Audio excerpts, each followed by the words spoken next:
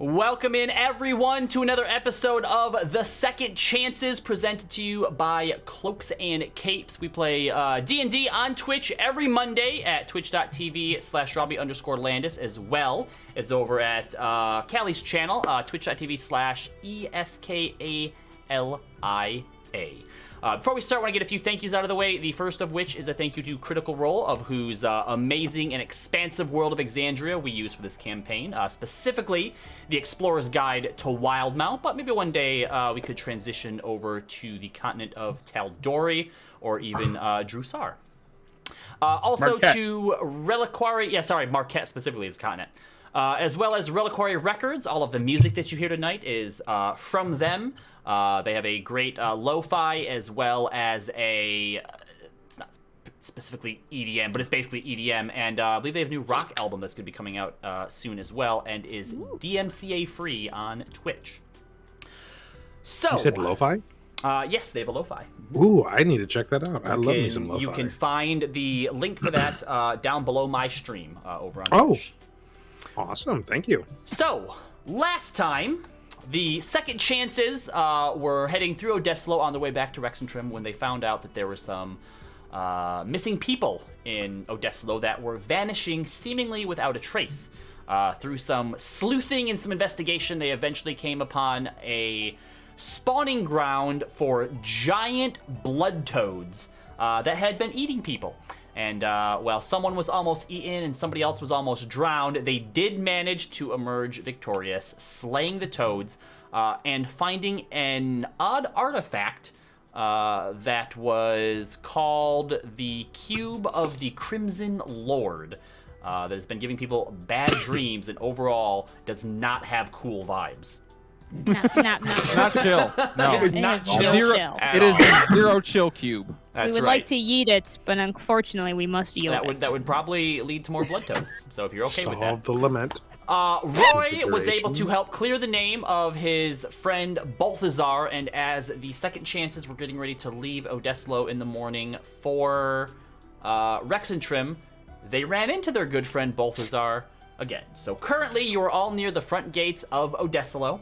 Balthazar is there saddling up his horses, getting everything set there. Which is also near the stables where you had set your horses in carriage as well. So currently you were waiting for the stable hands to bring out, I believe it was Ebony and Vanilla. Is that right? Vanilla, yep. You got it. Ebony and Vanilla. Ivory and Vanilla. Ivory and Vanilla. Was it No, Ivory? Ebony and Vanilla, because one of them's a white horse that's actually named Ebony, and the other one's a dark horse named Vanilla. Hold on. Oh, I thought they were both. Okay, I thought it was Ivory. I think Wait. I've been listening. I think I've been hearing it wrong this whole time. Yep, Ivory is a black horse named Ivory, and then Vanilla is a Spotted you got it horse. right. You is a got it. spotted one. Yep, that's right. Ha! Oh, all right. My memory's so good. If only So- someone could take notes. We're about to have a I document remember the club. horse's name, but that's it. None of the places you stay, none of the major NPCs. Excuse you. I got this. So, as you're all waiting, the floor is yours. All right. All right. Well, it's morning, right? It is.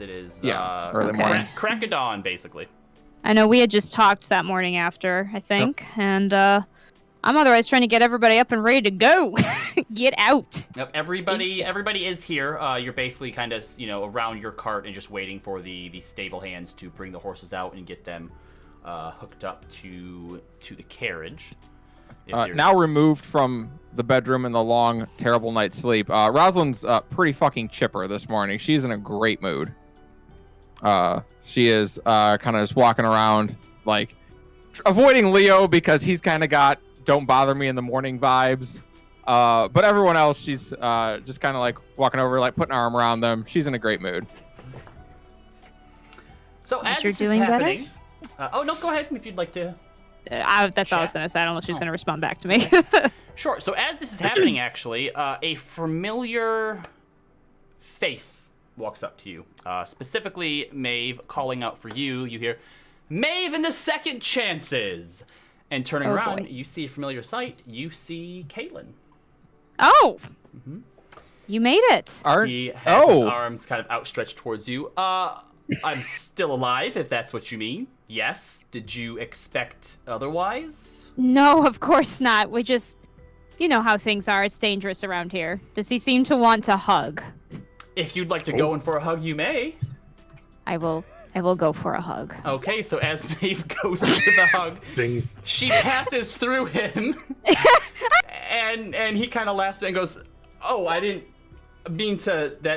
He kind of like reaches out towards you to kind of give you like a pat on the shoulder, still kind of going through, and goes, "My apologies. I'm not actually here. Well, Everyone politely looks away. thanks. That was could have done an insight roll. Could have done that. I mean, he looks like he's there, and he explains. He goes, "This is a spell of my own making, planar projection. I find that sending is a bit too limited in its abilities to really get a message across. So I'm not very actually impressive. here, but thank you. I just wanted to let you all know, though, that the boy is fine. I was actually able to cure him. If it hadn't been for having access to Raven's blood, I would not have been able to, so unfortunately I don't have a cure-all to lycanthropy in general. But being that he was so newly turned, I did what I could. There are still some lingering side effects, but, you know, as he grows up, I think they'll add a bit of character. Also, your friend Captain Etrical took him in and said that Amra Belay, one of the members of the Ring of Three, I believe, Yes. is actually going to take the boy in as a ward of her own. So he should have That's the very kind of best them. possible upbringing. That's excellent. What happened with Raven? She run away? is traveling with me, actually. Oh, Well, that's I talked her into. I believe there's still some good she can do in the world, and you know, with my abilities, being able to harness properties of one's life force, I should be able to help her control her urges as well. She still thinks that we may have to watch out for her wife, but you know, I'm always up for a challenge. well, yeah, she certainly can be. you haven't heard anything about Katra? Yeah, she was supposed to be in Baisei Tile. Recovering. Was she? That's where we left her. She was recovering there. Oh, yes. No, we heard nothing. We didn't stay there very long. Makes sense. I suppose I could maybe attempt to look in on her, although I've never met her. Might be that doesn't matter. Point is, I wouldn't. if she's gone, she's gone, and if she's not, I'm sure we'll meet at some point. Yeah, just be careful. They seem to Katra seems to be very driven. Shoot in this first. mission. Ask question second. We'll keep that in mind. something So, where are the lot of you heading then? Back to Rexentrim, was it? Yes, we'll be going back there quite soon, actually. Well, we are just leaving Baisei Tile. We're about halfway back to Odessalo. Our plan is actually to head east to Jorhas. Oh, what's in Jorhas? The Kryn dynasty, the Drows. The dynasty has had more than their fair share of tragedy. So, what better place for me to find inspiration for my craft? There's actually some battlefields out there that still scar the land from the first calamity. Interesting. The, Do I know anything about that place or the not Barbed really? Fields. You might have briefly read about it or seen reference of it.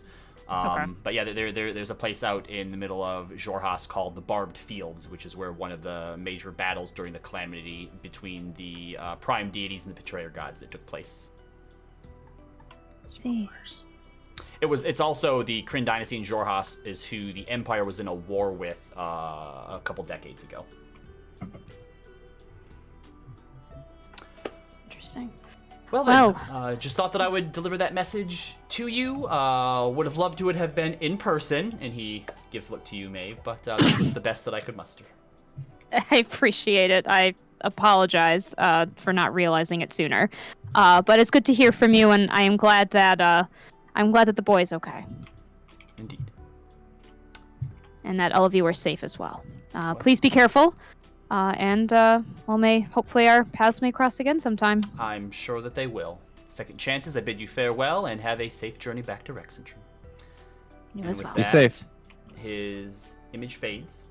Actually, during this, Rosalind, while this conversation is being had, as you're saying there, you feel a tug on the back of your armor.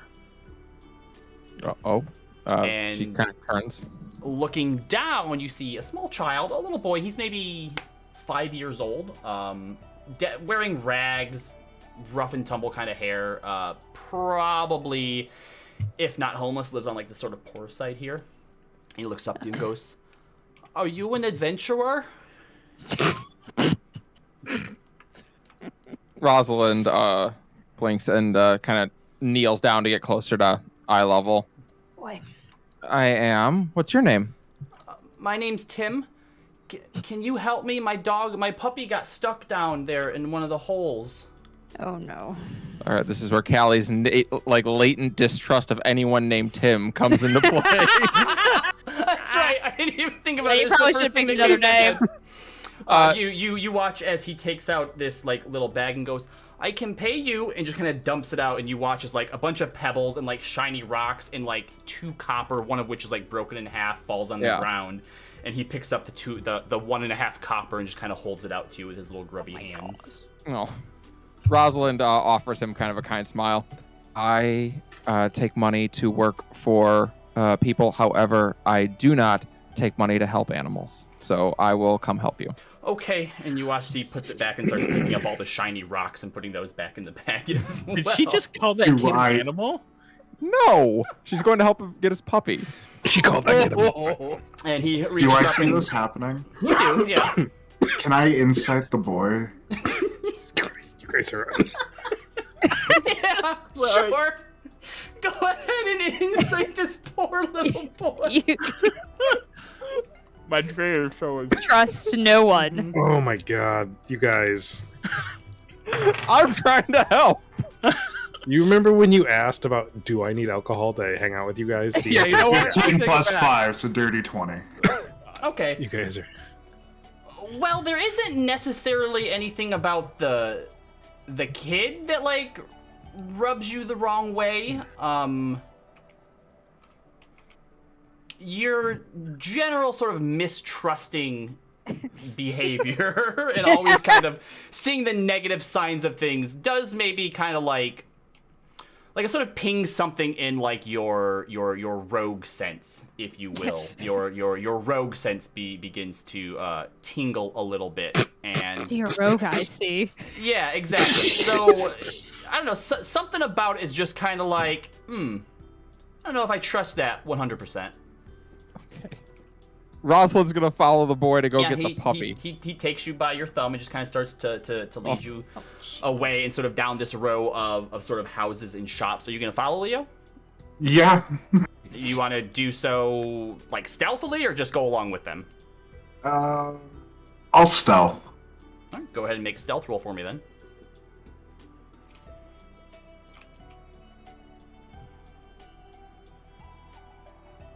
Eight plus 11, so 19. Okay. For what it's worth, my perception is 14. My perception roll. Okay. So you follow this kid down a block, probably 2 blocks, and as you get a little bit closer, kind of like he lets go of your thumb and starts running for it. Goes, "It's down here. It's down this way," and turns and runs down an alleyway. As you follow down, you get there just in time to see this kid go through a hole in sort of this back wall, having led you now into a dead end. Rosalind is going to crack her neck. Yep. And All right. you hear someone from behind you, and as you kind of turn around, you see as 4 thugs and a drow gentleman who you haven't seen before walks into the alley behind you. Oh no. He seems to be sort of peeling an apple, and he goes, "Rosalind of the Second Chances." Is that correct? She turns around. No good deed, then. No good deed, indeed. But fortunately for you, you have a chance to make up the debt that you've incurred with my organization. Do believe I got raked over the table in cards the other night. That I believe my debt was paid. Yes. Oh, well, your debt for the card game and your indiscretions there? Absolutely. But the little stunt that you pulled somehow simultaneously, impressive by the way, at the docks, that one unfortunately puts you a bit further in the hole, and while I don't see any chests containing an adequate amount of gold and silver upon you, I am going to give you a chance to pay that debt in kind, if you don't mind. I see. She kind of like glances around. It's just a pretty standard alleyway. Yep. Well, I'll tell you what. As you so adequately pointed out, I definitely do not have any chests of gold or silver on me. However, for saving your world twice, I'll take it as it were even. He kind of chuckles a bit in the... She makes the cloak start billowing. Yeah. So they begin to chuckle a bit, and then when you do the billowing cloak, the henchmen in particular start to really, like, they're pretty impressed and start to laugh even more hearty. Unfortunately, goodwill in saving the world doesn't pay the bills. So luckily for you, 2 very easy installments. The first of which can be paid now. And he sort of nods to the 4 henchmen that are with him, and they start to walk forwards towards you, cracking their knuckles. Rosalind nods and goes, well, I've fought werewolves, I've fought demons. You guys are going to have to punch really fucking hard. You ready? Yeah, I'm ready. Before that happens, Uh-huh. when they start walking towards, I want to come up right behind the headman with my dagger drawn. All right, what was your stealth check again? 19. Okay. So as you start to sort of get yourself ready, Roz, and they get towards you, Leo, you indeed do come up and put the dagger to his throat. And as that happens, he goes, hold. Impressive.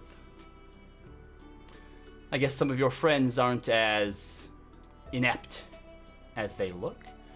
Not as inept as your friends, apparently. Not naive to what you are. Indeed. And, I believe you had me have a bit of a disadvantage. You are? You don't need to know who I am.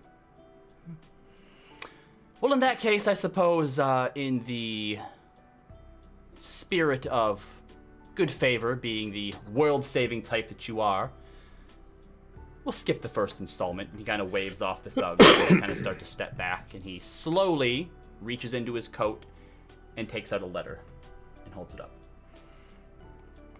All you have to do, you're heading back to Exandria, I assume, is find a butcher shop called the Crooked Cuts and deliver this to the shopkeep there. What is your business with the butcher shop there? It's another one of our holdovers. And the person who sent the shipment that you so kindly handed over to the Crown's Guard, this letter will inform him of what happened.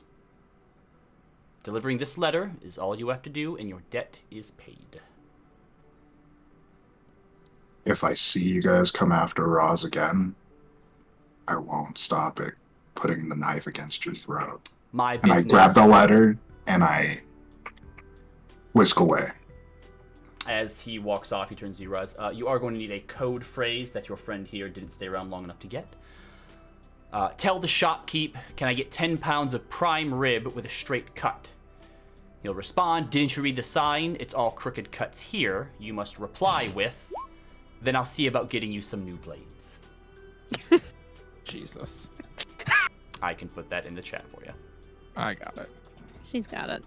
Okay. Rosalind nods and looks to one of the guys just as well. I don't think you can punch hard enough. And she'll walk past him, kind of bump shoulders once. Check him. Yeah. All right. So as you guys get back, it's probably about at this point that Kaylin would just be vanishing away. Rosalind returns. She still Oh. seems in a pretty upbeat mood. Oh, sorry. You must have had to leave. Had to save a puppy. Had to save a puppy. Yeah. Little kid lost his puppy. Leo was I big ha- help though, so it's fine. Yeah. I was looking forward to using all those inspos too. Just have them just haul off and clock her one. Yeah, just to beat the shit out of you. All right, so with that, your horses are all prepared, saddled up and attached to your carriages. Is anyone attempting to ride with Balthazar? Leaf will. Okay, Kieran, you're muted, by the way, if you're trying to talk, just so you know. I know. Thank you. Okay, no problem. All right, so Leaf, We got the bag also with the cube too. yes, who's holding on to that currently? I will hold it. Did I have you? I did. I had you and Hermia make saving throws last time. Yep. All right. We both did not get a good night's sleep. Yep. Yeah. Oh, Wait, I didn't roll anything. that's what you think it was for? Well, you had left by that point. Yeah, Robbie rolled Oh. for you. What do you want to make the roll yourself? Yeah. Go ahead, make a roll. Okay. This was a I think it was a con save. that sounds about right. Nope, charisma save, which you're Charisma. probably gonna make Charisma? because you And are. I failed? There's no fucking Well, way. hold on. No. You made it. Oh, I did? Yes. And how come you said I failed? I didn't say that, Rosalind. The way that Rosalind phrased it made it sound like you failed, but the bad dreams were not what you were rolling for. Yeah. Oh, okay. Yeah. So I'm good? Yeah, neither of you got a long rest, but that's just from being within proximity of it. There was something else you were rolling for. Interesting.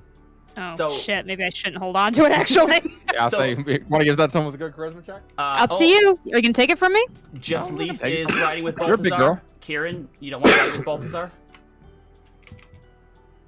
Sorry, what was the question? I said you don't want to ride with Balthazar?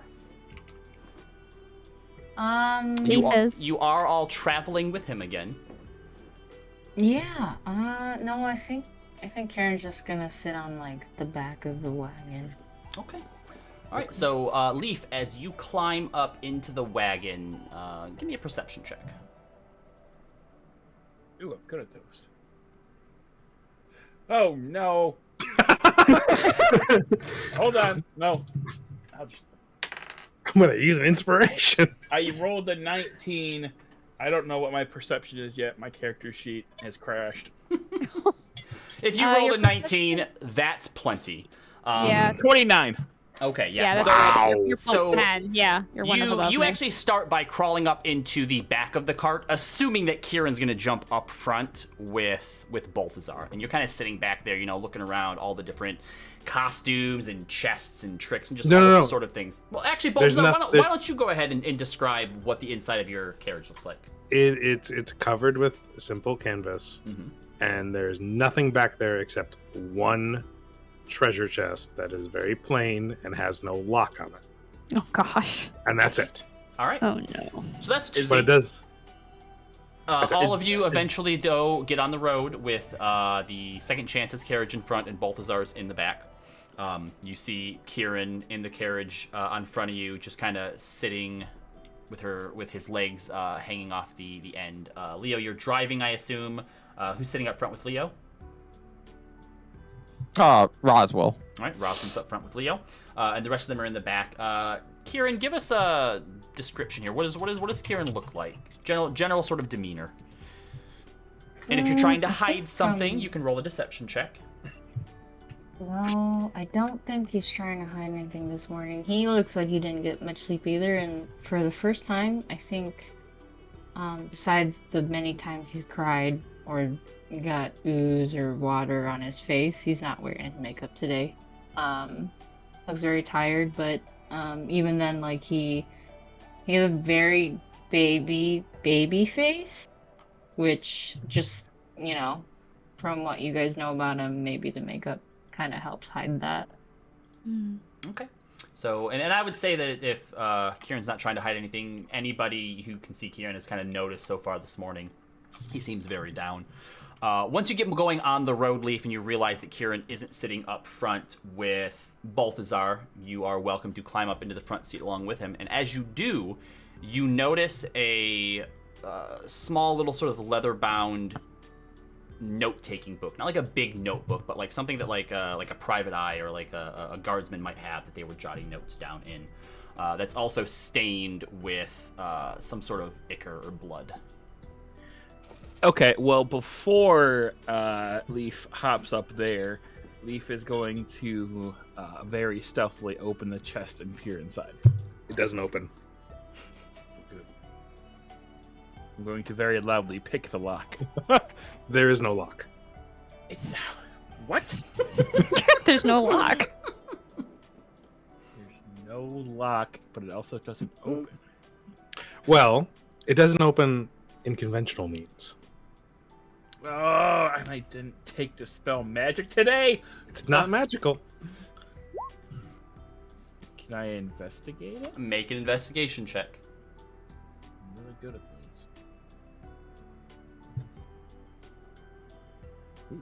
Are you trying to be stealthy about it? No. Okay.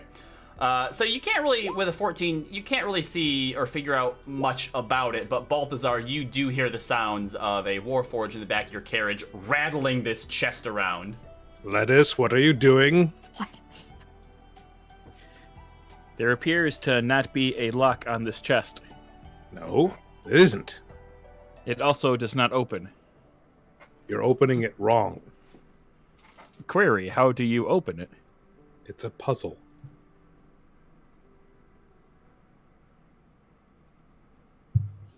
How do you solve the puzzle? And then it's not very well of good of a puzzle if I tell you how to do it. You have to decide how to do it. Besides, if I wanted you to open up my stuff, I would open it for you. Mind you, the whole time, Balthazar does not look away. And though he's keeping an eye on the road, he is definitely eyeing Kieran. His emerald eyes are darting back from the road and keeping an eye on him. Sorry. Yep. Query, will you open your chest for this one? When we stop, I will open it. I can't really open it while I'm driving. Leaf is going to hop up into the front seat and offer to take the reins. No. No. I said when we stop, Lettuce.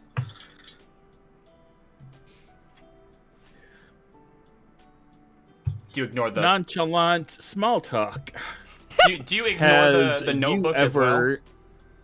What? Do you ignore the notebook that I mentioned to you? Not yet. I'm Okay, getting there. well, that's fine. That's fine. He said nonchalant small talk. Okay. I want to see where this goes. Go for it, yeah. Nonchalant small talk.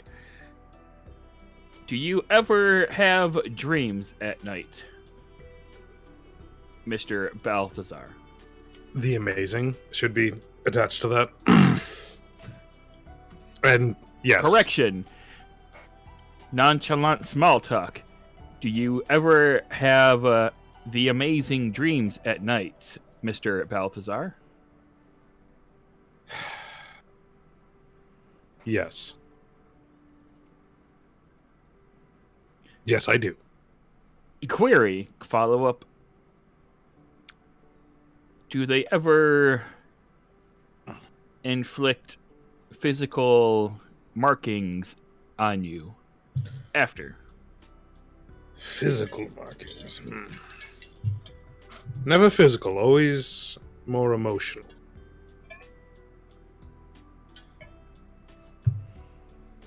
Do you say you have a dream where you have physical markings done upon you? Deception. No, just random thought this one has had. Do I need to do an insight check if he says No, deception out loud? you ascertain something's up. Sighs heavily. Leaf. If you want someone to open up for them, to you, it is usually kind to open up to them. And sometimes it helps the person that you're asking questions for to get a better understanding of what you want if you tell them a little bit more information. This one does not need you to open up. However, if you want this one to open up, and then Leaf just kind of like takes his arm and like kind of like no. his elbow would be, it just like bends in like a complete opposite direction. You can like see completely through Leaf's arm. What And is it's the just hollow. inside? Oh, it's just hollow? It's just hollow. Intriguing. But I meant open up in a conversation sense, not a physical sense. What This are you one- trying to gain information-wise? This one is just making nonchalant small talk. Also, Insight check? Also, this one had a dream last night that left a physical impression upon this one's chest, and he opens up his cloak, and there's like a big star emblem on it now. Is that considered a tattoo for you? No, this is actually etched into you. Yeah, it's like a engraving. On your physical metal hide. Mm-hmm. So it's a tattoo. More of a Effectively. brand, if you think about it. I mean, there's no ink. It's more of a scar. Birth defect. Wow. How, can I do an Arcana check on that? Sure. Oh, that's a natural 20 for a 27. Okay. Damn. So as you kind of inspect it, you reach out and kind of trace your finger over it, and as you do, the light kind of hits it, and there's a bit of a prismatic glimmer to it, and you get the feeling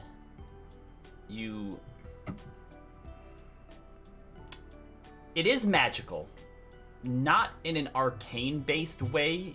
You get the feeling that whatever this is might actually have like a hint of the divine to it.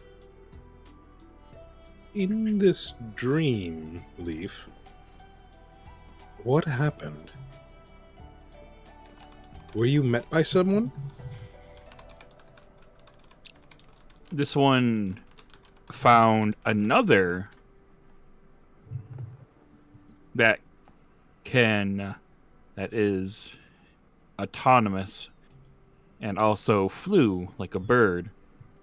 So this one followed and eventually met goddess Melora, and we had a conversation.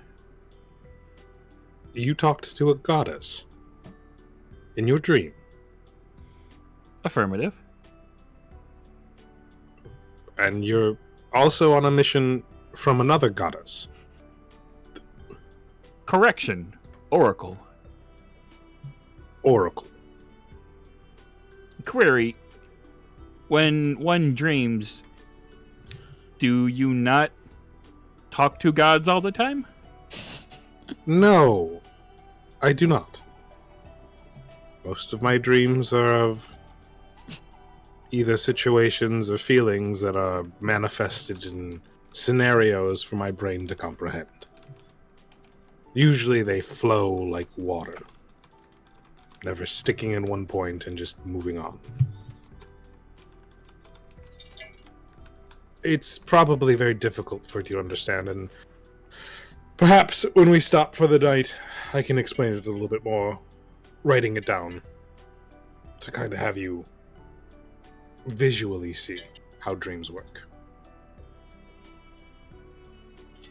Query. You can dream at this one? I can't dream for you, but I can kind of explain to you how a normal dream would work. This one is not normal dreaming? Not everyone speaks to a goddess in a dream. You are either incredibly lucky or chosen for something far greater.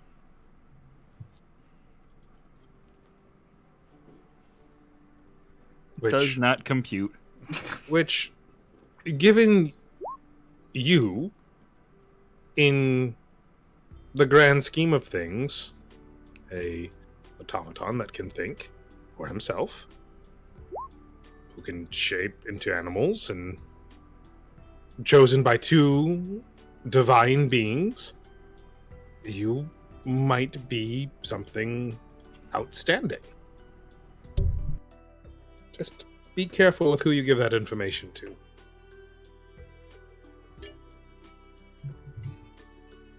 Query: should this one not have given that information to Mr. Balthazar? No. I'm not going to tell anyone. All right, so as Query. this conversation is happening, we'll come back to you. Anyone over in the other cart that would Yeah. like to check in on anybody? I would.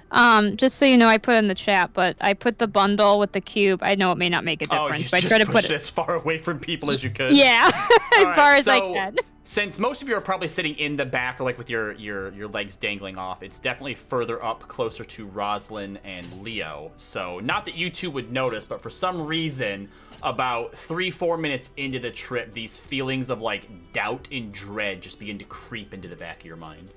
Jesus. But go ahead, Maeve. I assumed we were doing the opposite way, but that's fine. Anyway, so I'll kind of Maeve's gonna nudge Kieran. You get any sleep?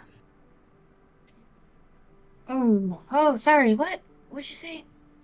I'm just asking how you're doing. You seem pretty off yesterday. Yeah, no, I'm just, tired. Mm-hmm. Yeah. That's it though. I'm good. How did you sleep with the box of doom? Well, I didn't have to. That was more of Roz and Hermia did. Doesn't seem like it went the greatest, but that's okay. We're all kind of in this together, right? Mm-hmm. So one of us dies. Sorry, too soon. I really scared you back there. Scare's a word. That's for sure. Mm. Yeah, What up? I'm okay though. No worries. No worries at all. It's okay if you're not. Kieran kind of looks back to the road. I just, I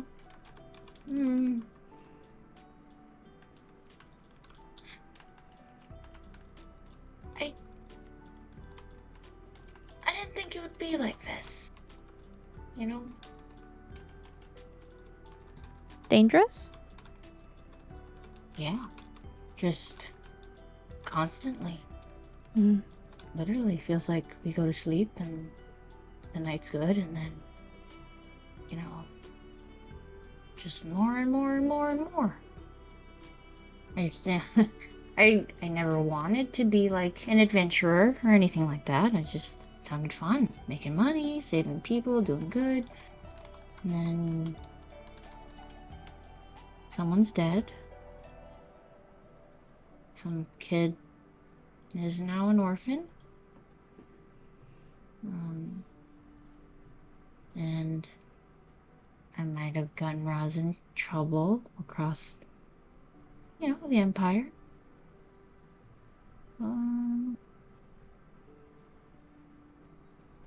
Yeah, I just didn't know it could be like this. That's all. I'm not sure any of us really knew what to predict through all of this. I know it. No. I know it probably seems like I knew what was going on, but I really didn't. I still don't. Honestly, every single time we have to draw our blades, it's scary. I've been on many, many hunts with groups, and you never really get over that chill. That, what if this is the moment I trip? What if it's the moment they trip? You know? Oh. Huh, that's not really comforting, Maeve. I'm not gonna lie. No, I know you mean well. I know. It's just that I don't have any, like, experience like that.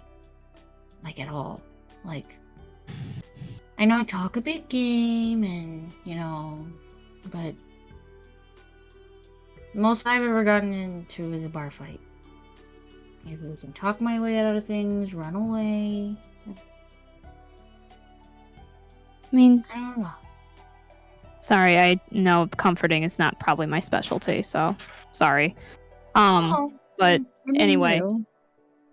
But in any case, maybe you don't, but I mean, don't we all have to start from somewhere? And I don't think you've got nothing that doesn't lend yourself to experience here.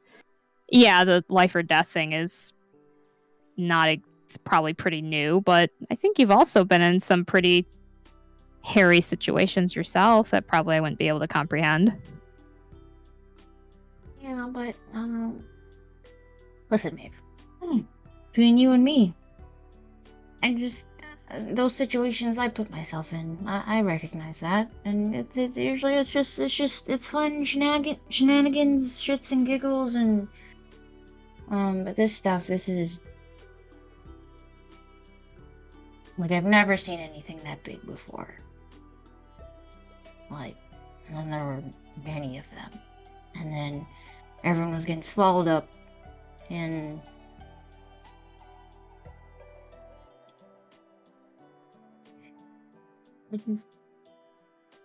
can you tell me one thing?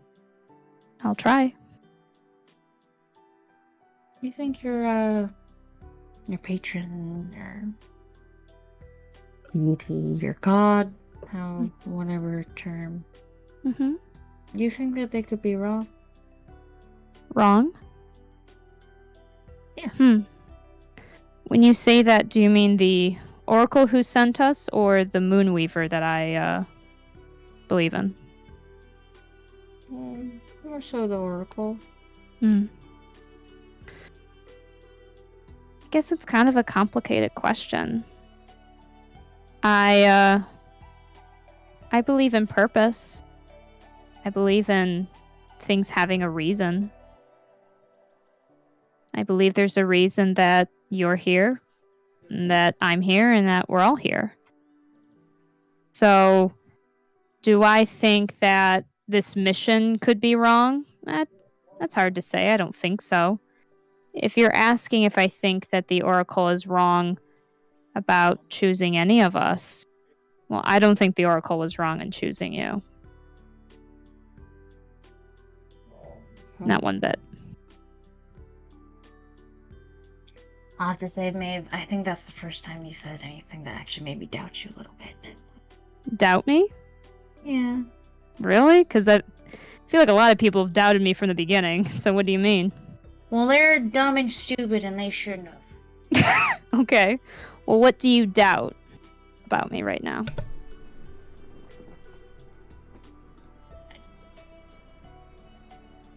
Hermia, you hear in your mind from your sword, "Why are you traveling with these pathetic weaklings?" Wow, that's harsh. Fuck you. Kidding, I'll say that.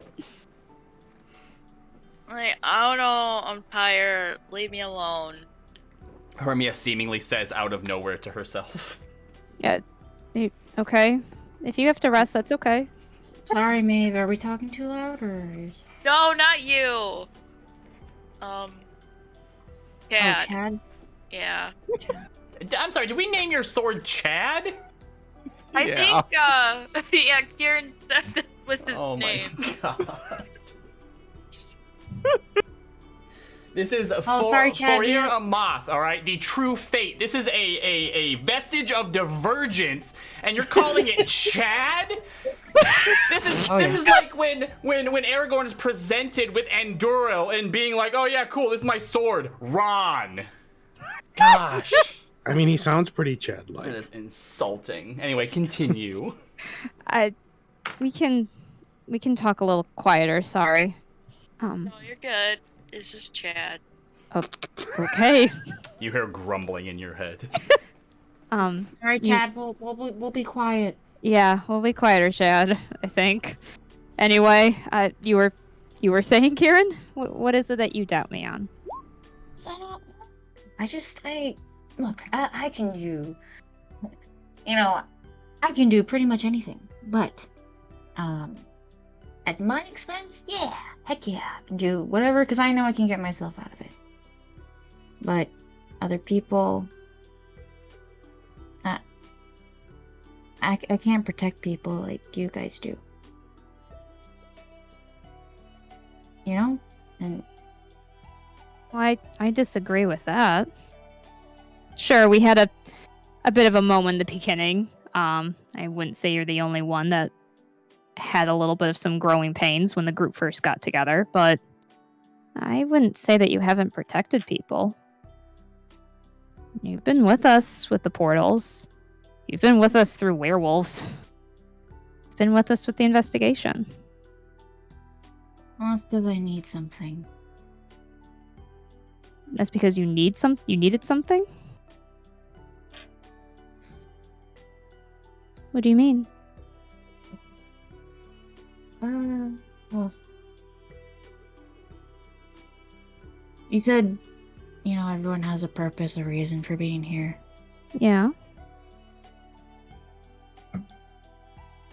Well, mine aren't so heroic, and normally I don't care, to be honest. I'm like, I get what I want. Get that coin, get that bread, whatever. But now I kind of like you guys, and it's like, I just...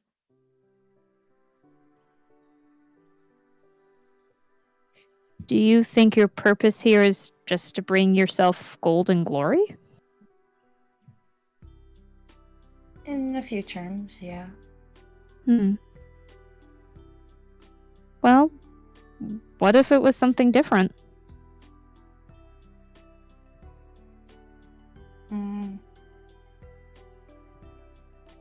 DM, I would roll some kind of deception check just in case Maeve tries to insight here. I can if you'd like me to. I wouldn't like you to, but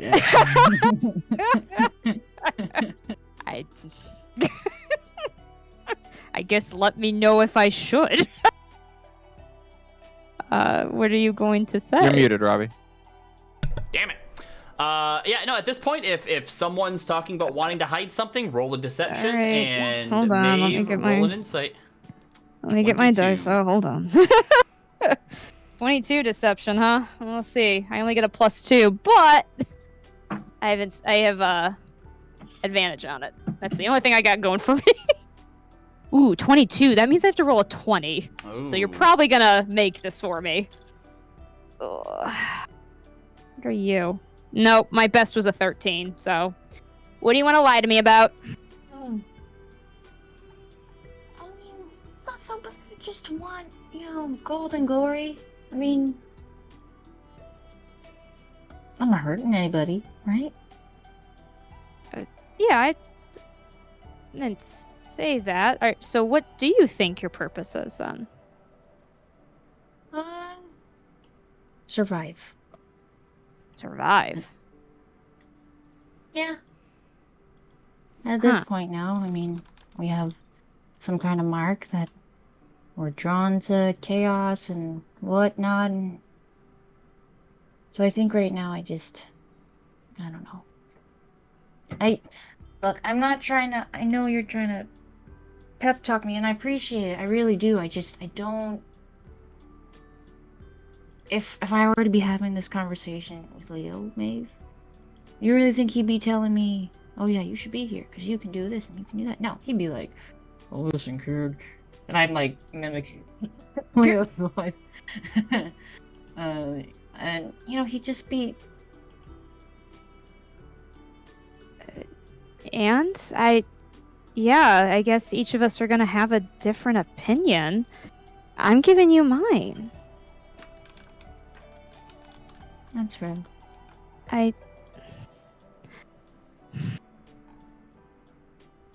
Look, I know we've all got our reservations for this. I certainly do. But, you know, I guess it might be good for you to think... I don't know. Well, I guess I can't tell you what would be good for you, to be honest with you. I'm not you, at the end of the day. I just think that you're here with us for a reason. And I think if it was just riches and gold or survival, well, I don't know if this would be the best place to be if that was all you were looking for. Especially not for survival. Right? As dangerous as it has been, is the most money I've ever made. And trust you me, I'm a pretty damn good performer. So that's saying a lot. Yeah, well, are you saying that you want to leave us? No, I can't. I just Okay. maybe like a vacation every now and then, right? Like, do you think the Oracle would go for that? Just like, hey, just want to put in some PTO, set up that, automatic reply email and just, A what? What? just no calls, no dreams, no weird nothing. Like, can we break. go to a bar and actually play cards and, like, have fun and just do that? I don't see why not, as long as there's nothing pressing. Well, I mean, I don't know. That's the problem, right? Now, walk in, do we have to discuss Rosin again? Because what if someone in that gang is now, like, that's what I'm saying, like, I don't know. I'm just tired, Maeve. I'm sorry. I just, It's okay. puberty, just... It's fine, really. I don't think what you're asking for is unreasonable. That's what I'm trying to say. This is a lot. I don't blame you for wanting a break.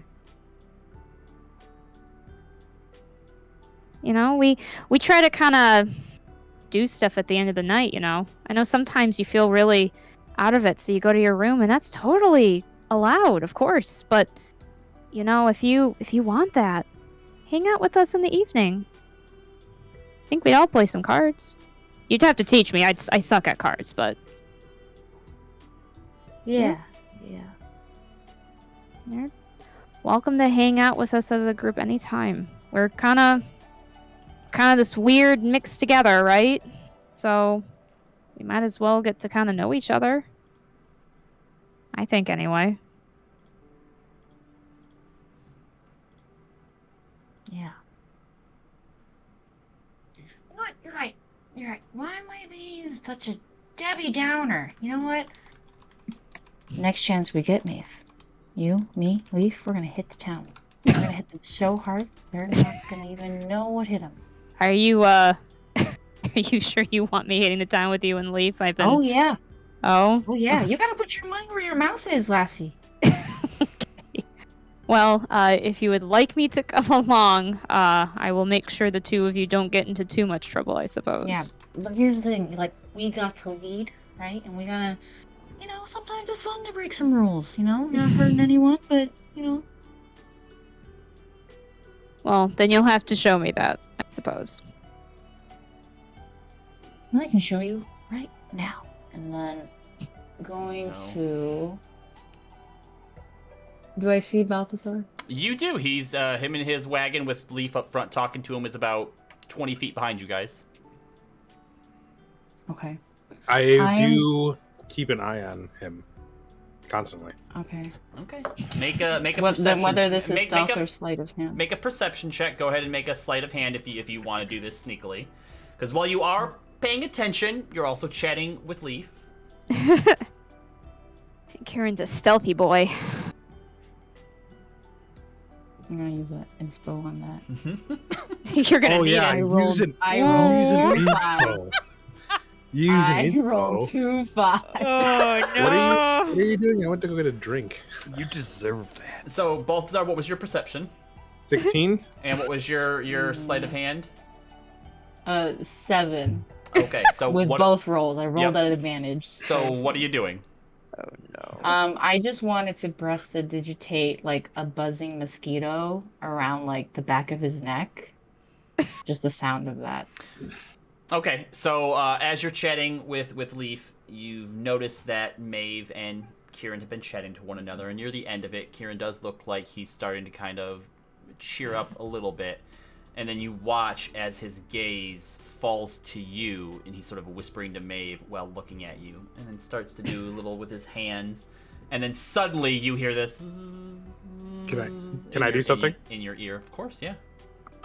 While I go to Fireball. fake smack it, Uh-huh. I utter the words to make my mage hand show up and flick Kieran in the ear. Okay. And suddenly, you're not like a mage hand special. It's not like invisible or anything, is it? No. So Yeah, so suddenly wispish green a spectral hand shows green hand just appears and flicks you in the ear, Kieran. up. And Balthazar has a toothy grin. This means war, friend. Oh boy. What have you gotten yourself into? All right. Balthazar and Leaf, did you want to continue any sort of conversation or do anything else during the trip? That's up to Leaf. Yes. Okay.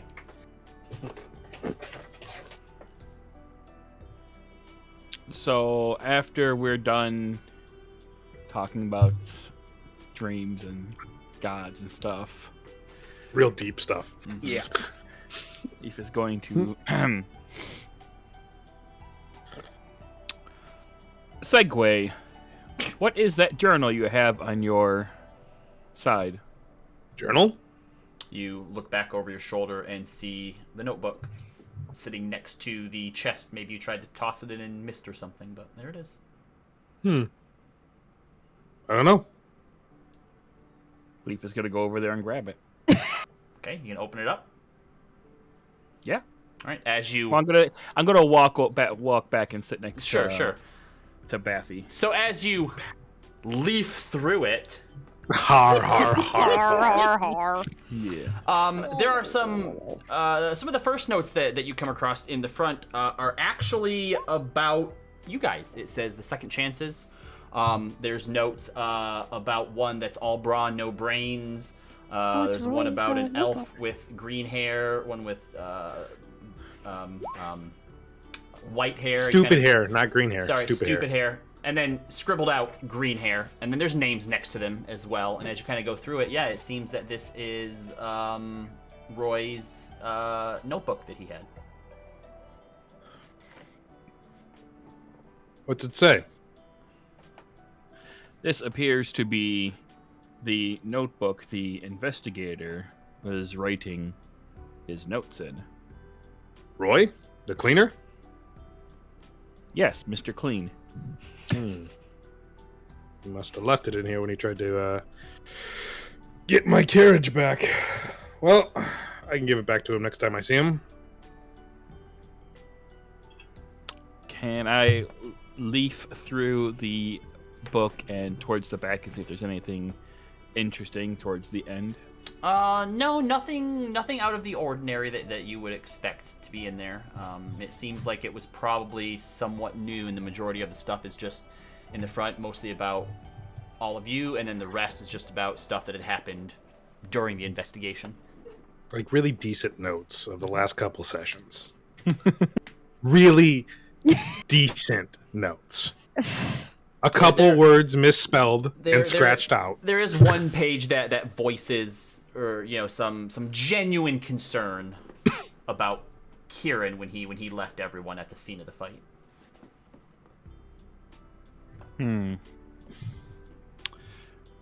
Leaf is going to read through the entire notebook on the way, and then the page that has notes about Leaf specifically. Leaf is going to rip that page out of the notebook and put it into Whoa! its Not your notebook. Roy will be very pissed. It is okay. He has left it here. Yes, and I'm going to return it to him. And then he's going to ask, why is this page ripped out? You can respond with finders keepers. Who taught you that?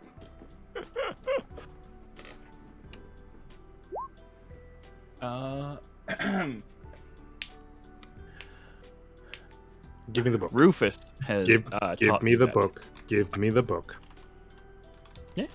Leaf cans the book, sands a 1 page on Leaf. Where's the page? It's in his lapel or cloak. Yeah. He be reaching Mage for it in hand. her pocket. To take the page. You gonna let him? No. Make a Arcana versus Dexterity check. Ooh. 19. Am I dexterity? Yeah. If you happen to be trained in sleight of hand, you can use that.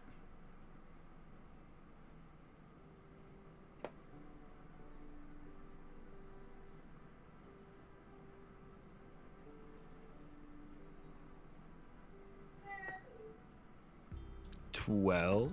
Okay, so as this hand appears and reaches for it, you try to bat the hand away, but being as you're spectral and magical, you just kind of like go through it, and you swat it a few more times, but it managed to grab the page and whisk it over to Balthazar. He hastily shoves it back in, not where it's supposed to be, just shoves it back in the notebook.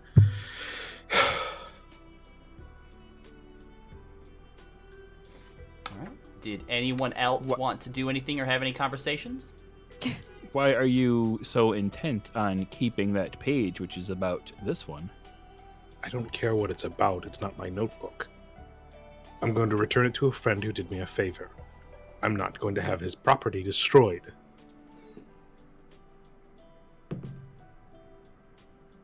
Maeve would just check on how Kieran's doing Okay. after that. Kieran, you I don't seem to know. be in a better mood at this point. Would my 22 still stand? Oh, your deception? I would say yeah. If you're trying to lie about it, yeah. Hmm. Then yeah. Kieran seem seems okay. like he's in a better mood. Okay. You know, we're all gonna be here for you with whatever monster comes our way. Yeah, no. Honestly, they should be worried about it, right? Well, we got tree monsters, drug dealers apparently. I'm Yeah, kind of sad I apparently. missed out on that one. Blood toads. What else? I'm missing some things. I still will never forget the werewolf personally. Oh shit, that's right. Yeah, It's hard I to left forget. that one out. Yeah. Understandable. mhm. That was a rough one. Lots of demonic things that are coming from the portals themselves. Walking Yeah, around, that's pretty demons. good too. Yeah. We got a pretty good resume, going up. Maybe we should, take it, a little more public, maybe? Reach out to some, sponsors, perhaps? Patrons? I, I'm just saying, well, maybe in time that will happen, but I think in the meantime we'll want to be able to have also some calm nights without fans swarming us. Yes. Yeah, of course. Speaking of fans, just wriggle my eyebrow. So, Kaylin. Yes, Kaylin. What about him? No, I just, you just were so eager for physical contact and, not... Yeah, a little embarrassing moment. Physical Yeah. physical contact is not exactly unheard of with the Pallid Elves. So. Yeah, no, of course, exactly. And just, I just want to say I like him a lot. I do. You're looking out for me on my choices of partners. Well, I just support you. Like how you support me, and I just, I know the Moonweaver. Well, whatever it is that you choose to do, whether you want to settle down or just have some fun, I'm just, That would be the day. Sadly, I don't know what that would actually look like for me, but I appreciate that you are rooting me on. Yeah. I mean, who else was there? Roy? I like him. Pretty cool too. I think Kaylin still right now is just, you know. Are You you just hoping for me to are you just pairing me with anybody who I talk to? Because I feel like there's other people that I feel like that list is going to grow exponentially long. No, it's just hey, you're wrong. First, it's not just me, and I'm just like, right, Leaf? Leafs and Yeah, the other car. you hear yelled from the car about 20 feet in front of you. Kieran just goes, "Right, Leaf?" Disagree. Say that in your mind. Yep. If you say it into his mind, he might have went to check on Birdie. If you say in your mind, just agree with me, he goes, "Affirmative." Ice. We're all rooting for you, Maeve. That's all. Oh, really? Wow. I had no idea that you all were so interested in my personal life like that. She's just smiling kind of at you as she's saying this. She's finding this amusing. And as the conversation goes on, Hermia, your sword says once again, "They talk too much."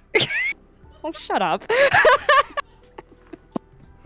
So, it takes you the majority of the day to get from Odeslo to Rexentrim. It's not quite nightfall by the time that you get there, but it is getting pretty close to dusk.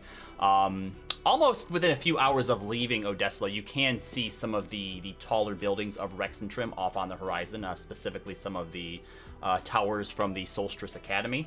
But it isn't long before you begin to see the rest of the cityscape and skyline begin to rise above, and eventually you are at the gates. On the northern side here, there isn't too long of a line to get into the city, but the guards are still kind of stopping and checking with people as they come in. And specifically, as you guys get up there, one of them you watch points over towards Roy's carriage and then talks with one of the guards next to him, and then yells, "No! If you're coming into the city, you can leave your cart out here at the stables. No shows." I was only going to restock to travel south further. So, of course, if you wanted to leave at the Go in, stop... restock, bring it out, go around the city.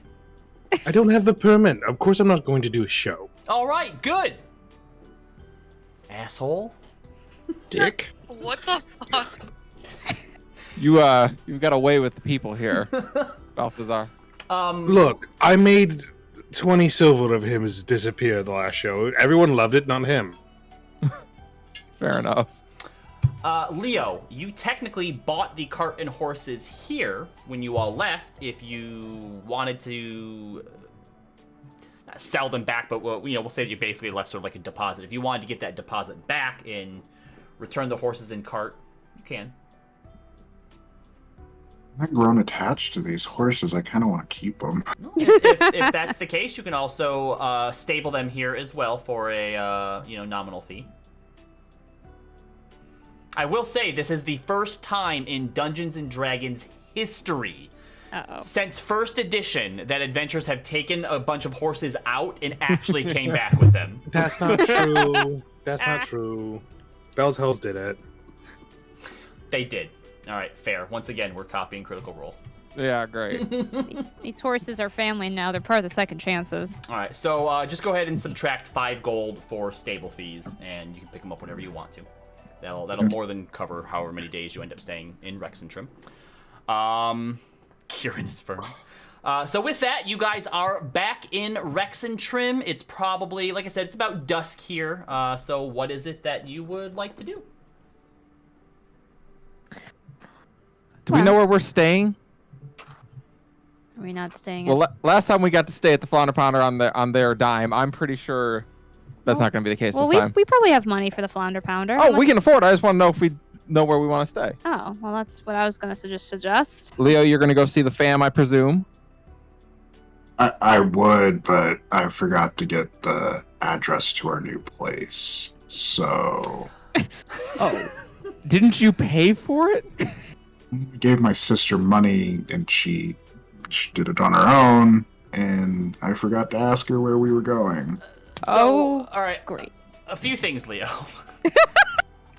The first is, let me see, how long have you guys been away? You left on the 2nd. It's the 12th. Okay, so chances are, yeah, they may have probably moved out by now. Might not have, but also where you lived, there was a lot of neighbors. It's a very sort of dense, tightly packed place. Your sister had friends. So if she didn't leave you a note, or if somebody possibly moved in, there are people that you could ask to find out where they moved to. I figured as much. That's like I have to go do that. Yep. So if you guys want to, maybe the place is big enough for everybody. If you want a free night tonight. I suppose we can. Is it okay to come in unannounced? I mean, I paid for it, so yes. The good old, this is my house. Everyone, hold on. So, had a very illuminating conversation with Miss Maeve over here. And you know what? I'm gonna manifest it, okay? We're just gonna do that. Why don't we find some nice fancy place, some bathhouse, and just treat ourselves tonight? We did a lot, right? Completed a mission. You know, we have a new one already kind of lined up, perhaps. You know, Yes. why don't we just do that? Oh my God, someone gets it. Thank you. Yes. Girl. Rosalind, just thinking about having like a proper bath as you Yes. like, move around in your armor, you finally got like the gelatinous ooze out of there, but like the blood and the spit and who else knows what from the toads is definitely probably still in there. Yeah. I'm sure that wouldn't be hard to find around here. I don't know of any personally. Well, we went to a bathhouse last time we were here. Oh, I forgot. Sorry. Absolutely. No. I think Yeah. we've got this. We have earned this and then Yes. some. Let's do it. Yeah.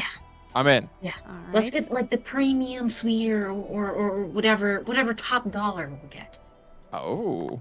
Well, Yes. I guess we'll see what the cost is. I'm sure that will be fine. I think, unless I don't know the economy of this place. But All right, let's do it. Let's find a nice bathhouse and let's treat ourselves. whoever wishes to join, of course. Balthazar. Well, Leaf, can you be submerged in water? He swam in the river. Yeah, he I'm swam in pretty the river, sure. so yeah. But he was Yeah. a fish then. I didn't know if that Yeah, mattered. he He goes, can be a fish in the bathhouse. He can be whatever he wants to be in there. That's affirmative. fair. My outer chassis is waterproof. Very good. Balthazar, are you willing to join us, or do you need to do your own thing?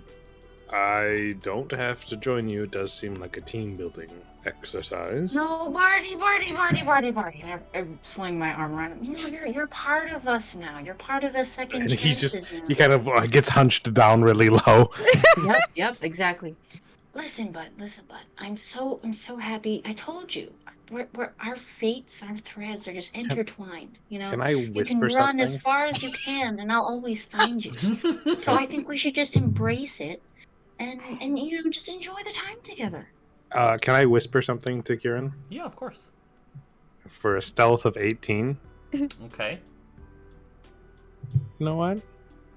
I'm gonna message on Discord. Because we're extra spicy. What? Spicy. But then I don't get to know what it is. I'll tell you, don't worry. Okay. Right. Anyone Party who has a passive perception of 19 or better. Ooh, I do. You hear. I have a passive perception of Alright, 19. You hear what is said. I will send you the message then. Thank you. Finally.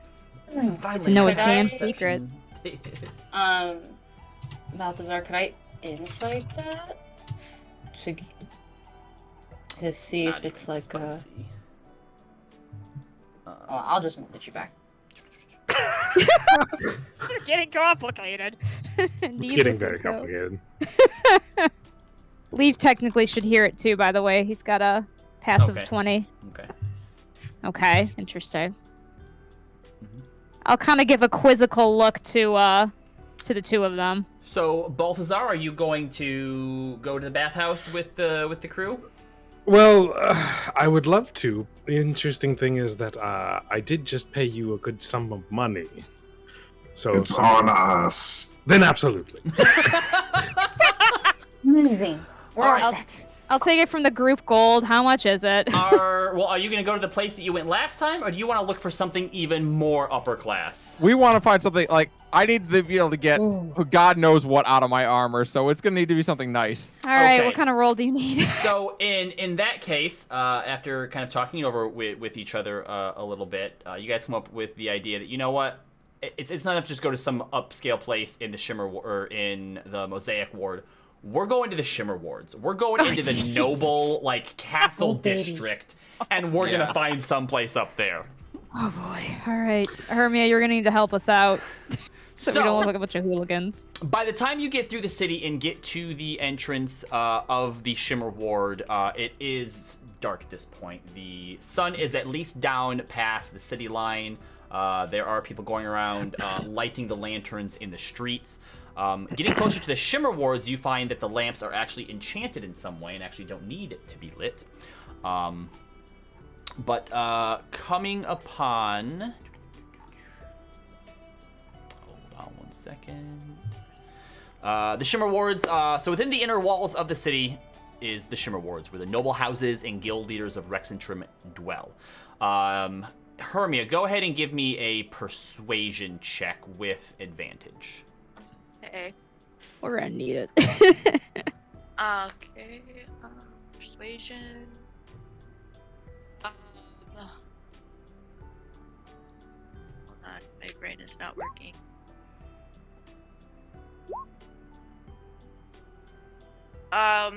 It's over 20. I think it's 22. Right.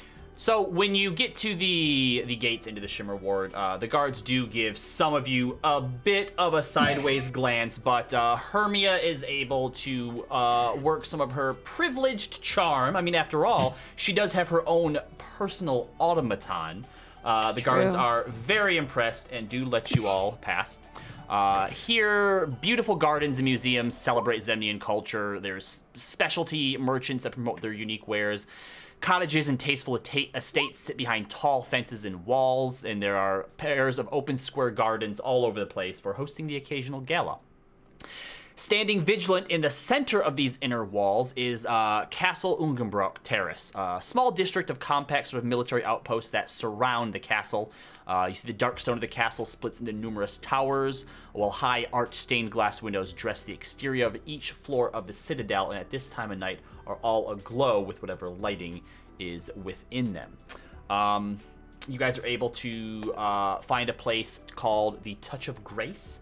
Outside of it, in the front, there is this serene-looking garden with multiple statues.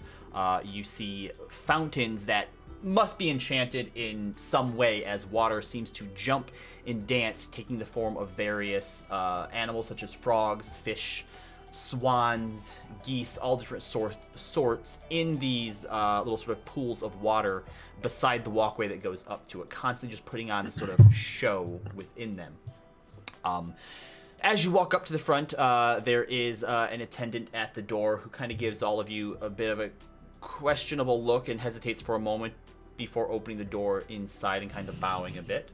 The whole way up here, have been casting Prestidigitation to kind of clean up everybody. Okay, sure. You have to cast it multiple times on Roz. Yeah. There's this smell that for some reason just won't go away, and you're not There's sure a what it's from. stain that just doesn't move. Man. Sure's musk, you know? How much was the cost? Did we get told yet? Not yet. Oh God. So you enter in, and there is an elven woman in a white gown that goes all the way up to her neck very tightly and up to her wrists as well, white gloves as well, who is sitting behind the welcoming desk. You see art up on the wall depicting various lakefronts and ponds and sort of rivers deep within the forest, a very calming sort of sense in here.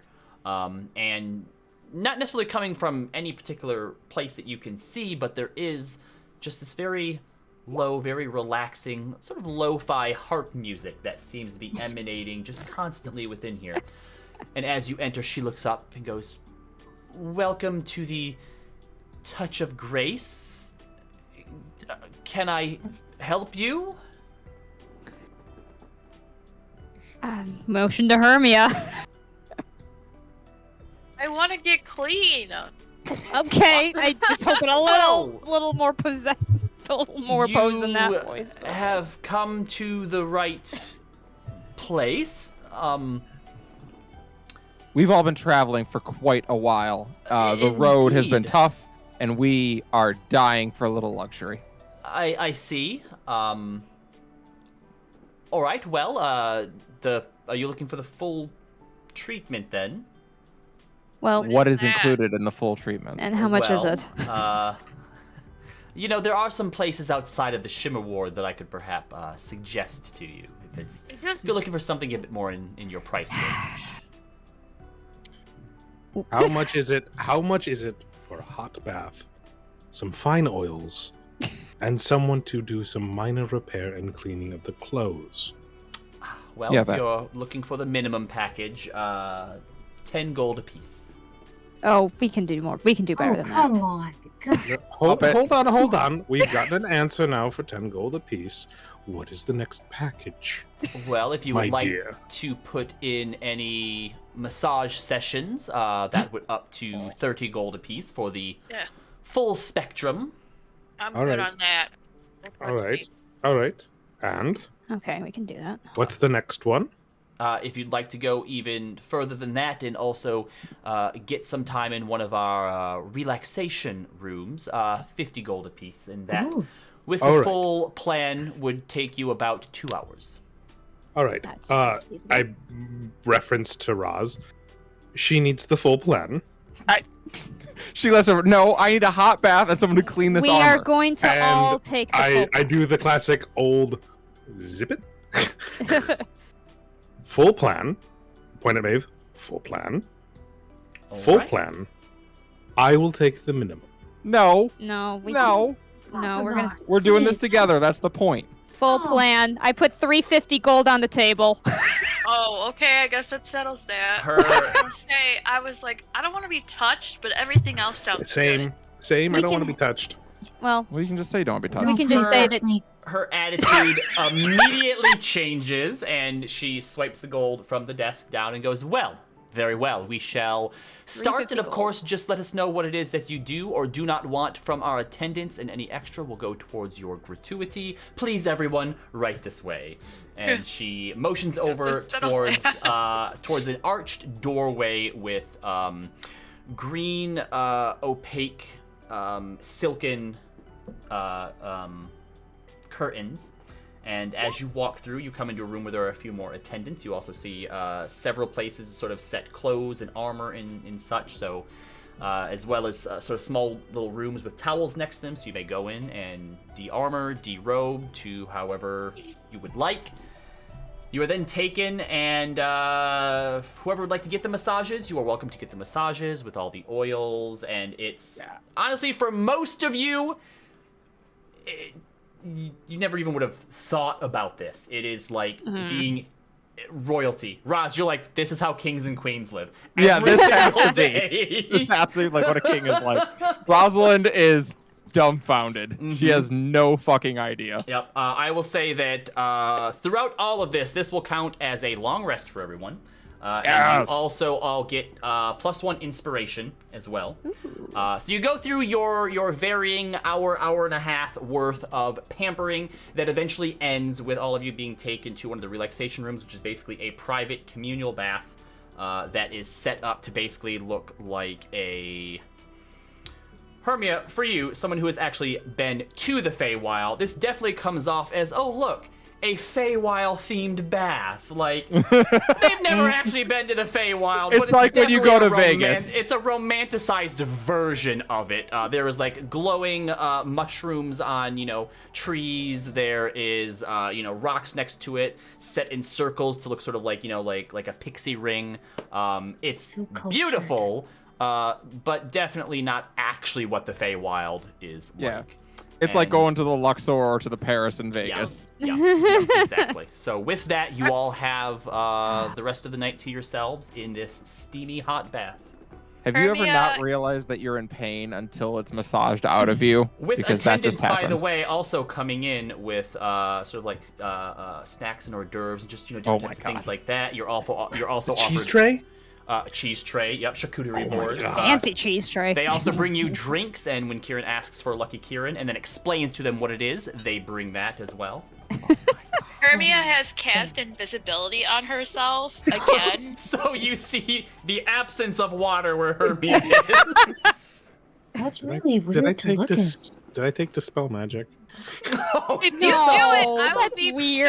so pissed. Hermia, It's you know what? So, To each their own. just We are all here to relax, and if that is Yeah. how you relax, then However- wonderful. yeah. I actually love I'm the not idea. looked at, I'm happy. I love Good. the idea that a never nude, instead of just wearing clothes all the time, would just be like fucking invisibility. If I could, I would. Makes sense to me. Yeah. Maeve is very Ro- comfortable and has no problems right now. Rosalind, fun fact, Andrin also showered and bathed in his underwear. That seems about right. Oh, yeah. That seems about right. No. Why does Roz know that? I don't know. I don't want to. Look, at some point she might have stumbled in or seen something that she was hoping not to, and luckily, because he's never naked, she didn't. Fair enough. It's just why. Walking Rosalind. on him and Evelyn going at it, and he still has clothes Oh, on. No, I to be clear, assume- Evelyn and Andrin did not You fool crossed around. the line. No, look, I assume the that one. as an adventurer, That's she's it? probably been to a bathhouse or two. Yeah, absolutely. But yeah, no. Yeah. On that fun note, Ender and I actually talked about that, and they were not what you would call an intimate couple. Well, that's after- fine. I knew they did after the the one once. time. Yikes. Okay. But anyway, Those not important. ones. Yeah. Yeah, Well, it happened. once. It happened in game, so I wasn't gonna like Yep. say that it didn't happen. So yeah, Rosalind kind of just like leans back. All right.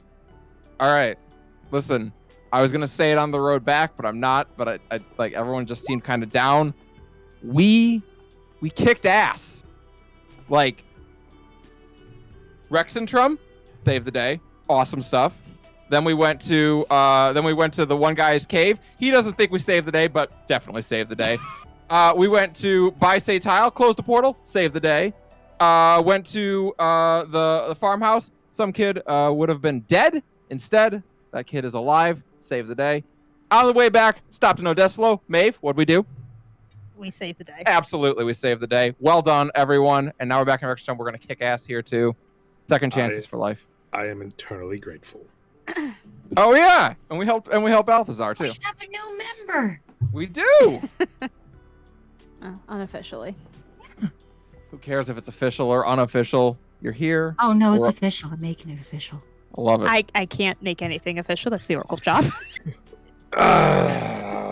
Yeah, I haven't spoken to any deities, so I don't think it's official at all. I've never spoken to a deity either. Don't worry about it. And I'm supposed to worship them. What do you mean? Okay, anyway.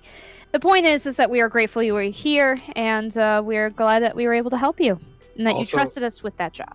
I imagine Balthazar is strictly doing the crocodile where just his head is above water. Okay. The best. That is the best. To I'm do pretty sure in a Maeve's hot the only tub. one that doesn't care. I don't care either. No, Yeah. it's to soak all of the scales. That's fair. That's fair. You want the heat everywhere. Wow. All right. So, no, we can talk about work in the morning. Let's just relax and enjoy tonight. Absolutely right. You're absolutely right. Yeah, no, I got you. Is this what you were hoping it'd be like, Kieran? Oh yeah. No, this is everything and more. This is exactly what I deserve in life. Yeah, what a 16-year-old boy wants in life, to be surrounded by naked women. A 22-year-old man. So, like, people don't actually Insight live check. like this, right? Like, this is like kings and queens stuff, right? I mean, I certainly don't live like this, but I'm probably not the right person to ask. Because, This like, is I don't know that probably- anyone lives like this back in my home. I was gonna say, this is the first time that any of you, minus maybe Hermia, Yeah. has ever been to a bathhouse like this before. This is certainly something quite incredible. By the way, if we do stay at my place, we don't tell my sister about this. They'll be jealous. Are you suggesting Yes. that we should engage in deception? Oh, here we go. No, just like we didn't go to the bathhouse. We just Don't don't talk about it. Right. We Why? engage in until I'm able to buy Triv and her a date night here. Like, Or, they could buy themselves a date night. He wants to do something nice for his sister. He bought them a house. Yes, well, rented. rented a house, I guess. We could Buying have a house bought. in this economy? Are you insane? Exactly. Oof. So true.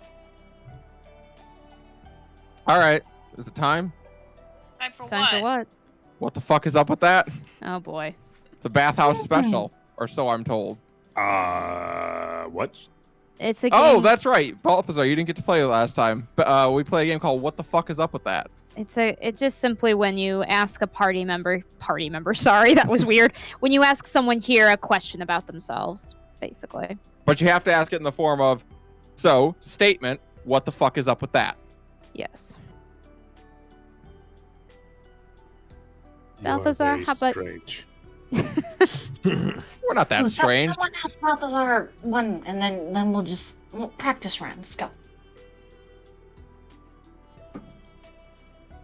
No, I'll start it off. Balthazar, you travel around. You're a performing magician, and in the short amount of time that we've gotten to see you, we've been on a werewolf hunt, and you've been framed for murder. You seem to have a bit of a knack for getting into trouble. What the fuck is up with that? I assumed it was because everywhere you guys go, chaos seems to follow. No. It's the other way around. We go where chaos is. I'm sorry. You went to Baise Tile and did what? Closed a portal of demons. Uh-huh. And then on your way We didn't back, cause the portal. You did what? Killed a bunch of blood toads that might have also been caused by something that came through a portal of demons. Before the Blood Toads, you said something about a farmhouse. Oh yeah, there was a werewolf and same a werewolf bunch that of monsters that attacked because of a portal that probably had demons. To be fair, we didn't. It's been an ongoing You're theme. not supposed to be asking questions. See, you're So- supposed to be answering. Oh yeah, Rose's Balthazar. Yeah, you're supposed to answer my question. Yes, I answered my question and then you refuted it, so I'm now proving your intel to be what I wanted to be. Everywhere you go, chaos follows, and you come back and clean it up and, We should have quote, started with save the day. All right, well, fair enough. I suppose that's a little bit of a pessimistic way of looking at what we're doing, I guess. But all right. I'm just saying. Fair enough. Your turn. You get to pick someone, and you ask them a question. Maeve, Yes. what the fuck is up with your friend? Mr. Friend? yeah. Visual voicemail. I'm sorry? Which friend? I didn't catch his name. The Kaylin. Spectrum. Oh, well, not much really to report. You've all met him. I met him in... I have not met him.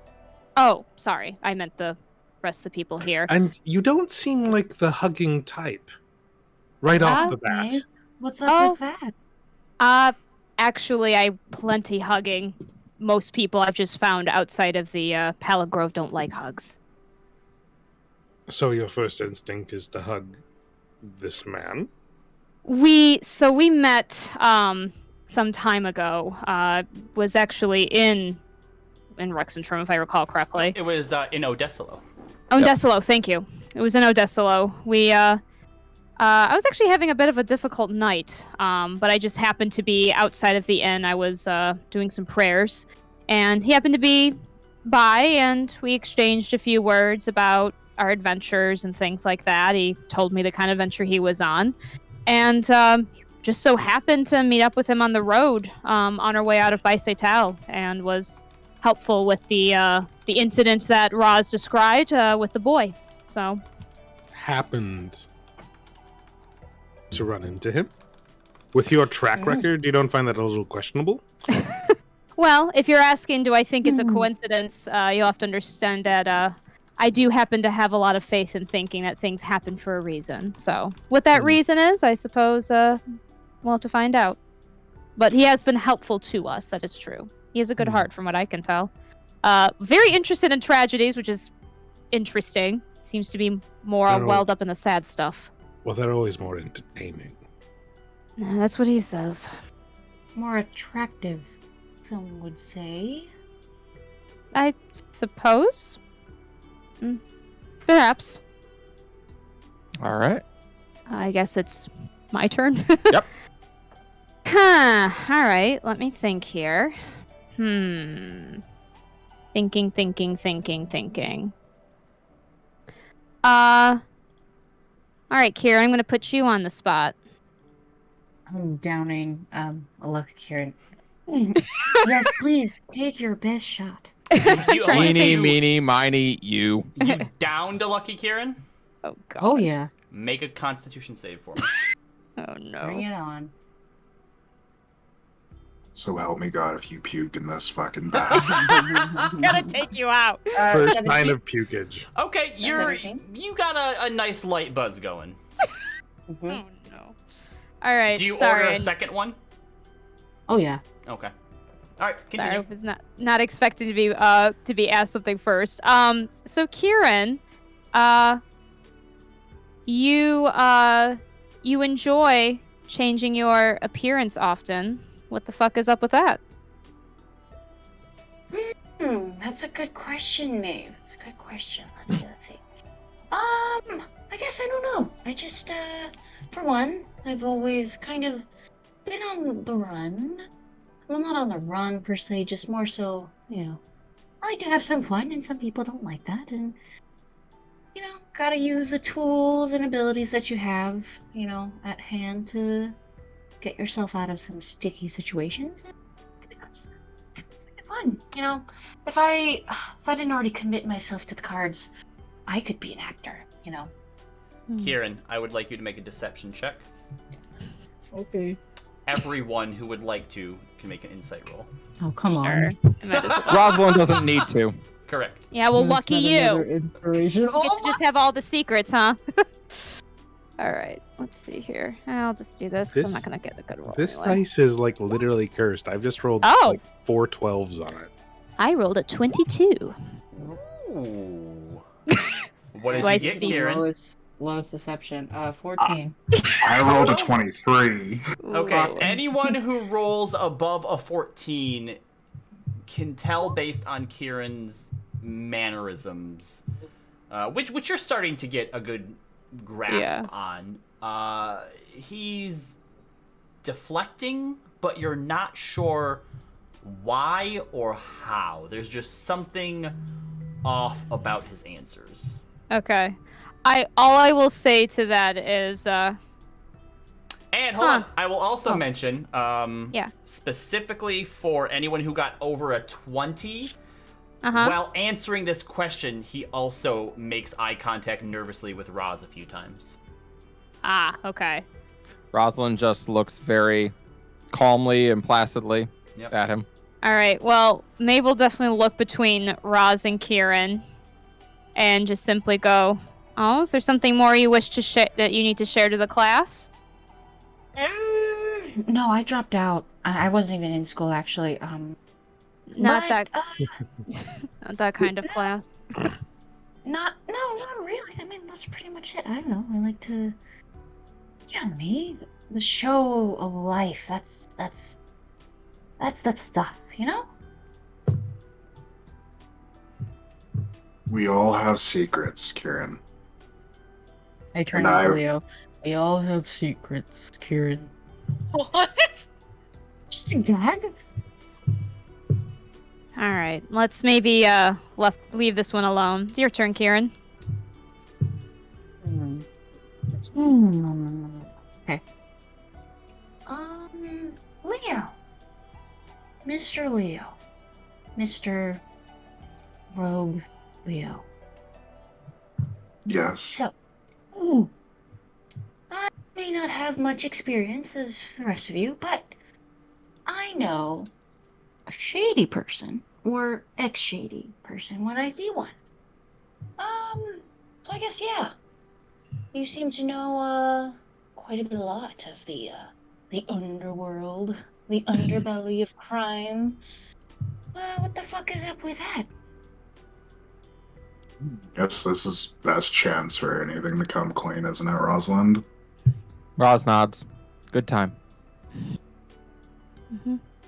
I used to be the head of the Blood, Grudge Hounds.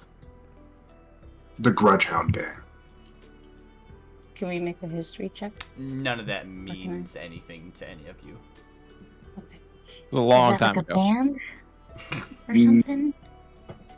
Sort of. Oh, really? I didn't know you could perform. Could we hear Well, something? no, You sing? not You could- not a band like that, but like a band Oh. of thieves. We dealt with Oh. a lot of drug trafficking, and some of my men tried to traffic people.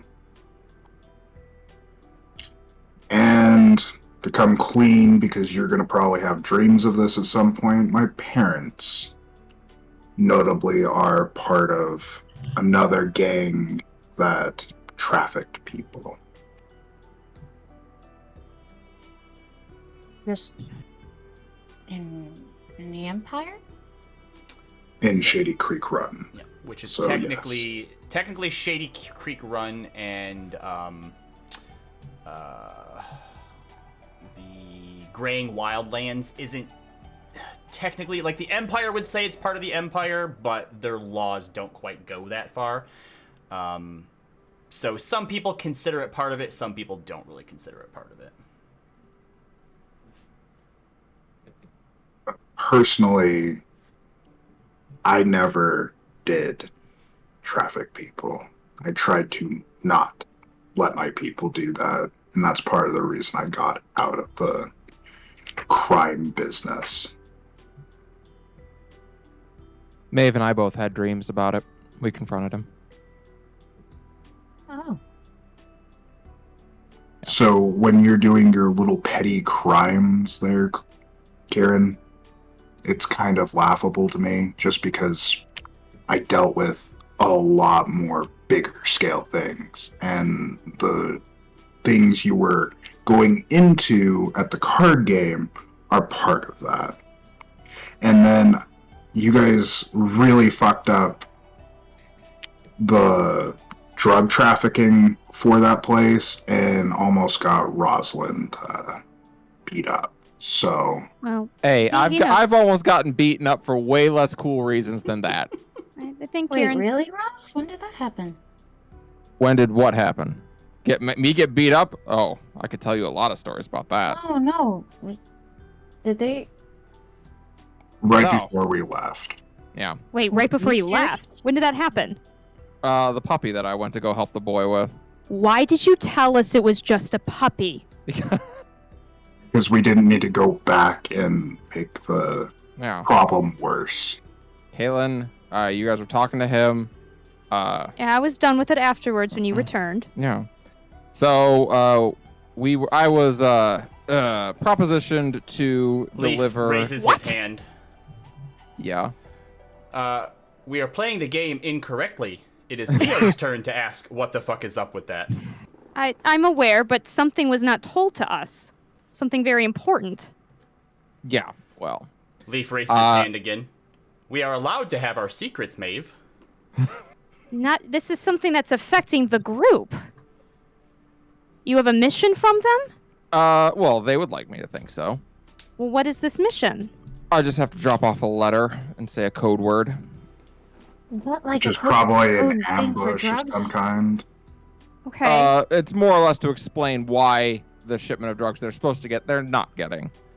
That said, fuck them. Okay. Were you not going to tell us this? I don't know, probably.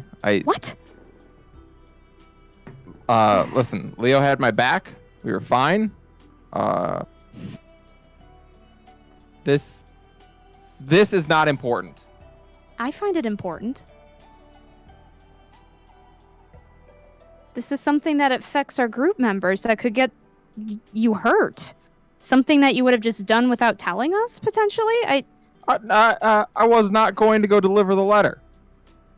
Okay, but you still have this letter on you, right? Well, Leo technically took it. Okay, but The letter is probably going to go take care of it. Well, that's kind of a big deal. Am I wrong? It is, if you don't know what you're doing, and I do. So Well, that's fine, but I'm not fucking afraid of thugs, okay? those aren't thugs. That's far from thugs. That was basically the mafia of that town. The what?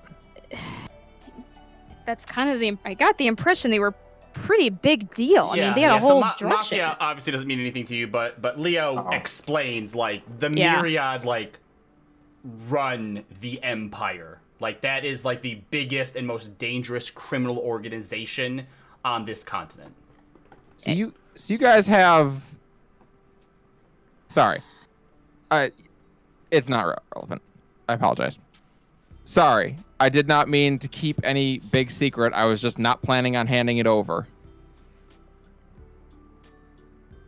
Well, let's just keep going with the game, but please don't do that. Okay. Apologies. I look to everyone. I understand we have our secrets, but there are things that we have to come together on. Well, yeah, absolutely. I don't. Apologies. I did not expect it to be a big deal. Sorry. Well, even if it's a small deal, we're all here for each other on this kind of stuff, too. I understand that I would, of course, probably lean on Leo's advice on how to take care of it, but All right. The letter No. and don't fucking stab people or throw over drugs into the ocean or tell the cops about it. All right. Well, Well, this has been the worst game of what the fuck is up with that ever, and I'm getting out. And she gets up. All right, I so apologize, unfortunately, what the fuck is up with that comes to a pretty abrupt end. All of you are returned your clothes, your armor. Rosalind, it is like better than brand new, like money well fucking spent. Yes. Finally. And with that, when you finally get out of the Touch of Grace, it is now well past dark. What would you like to do? I think find a place to I think crash. we're gonna be sleeping. Okay, so if you head back to the Flounder Pounder, which is easy enough to do, you are given rooms. They are 2 gold apiece for the night. I before going inside, I tap Kieran on the shoulder. Oh, hey, buddy. We need to talk. Yeah, could we wait till the morning? I mean, I don't know. Sorry, that No. was a little embarrassing. Usually we're on a No. much better. Okay. All right, so you take Just go with Kieran. him. Yep, off to a private corner of the bar. Not at the bar. Outside. Outside, Okay. away from eyes. Yep. You find a abandoned alleyway that seems perfect for a shady conversation between 2 individuals. Robbie, Yes. can we take this up to Whispers? If that's what's being requested, we sure can. Sorry, everybody on Cali stream. Ugh. Oh boy. Well, while they go Now to we Whispers, can talk yeah. shit. All right, so you head down into this alleyway. The floor is yours. All right, kid. You're gonna beat me up, Balthazar. Look, I'm really sorry. You're like one of my oldest friends. I would say mean things about you. I was just kidding. Look, I don't have that much money, and I already owe Roz a lot. So if you're, Are you done? yes, no, yes. As you see the scales start to fade back into Roy. Are you done, kid? At this point, So Kieran, wait, you suddenly realize you're starting to get the same sort of like vibes, like hair standing up in the back of the neck from Balthazar/Roy that you did from the assassin.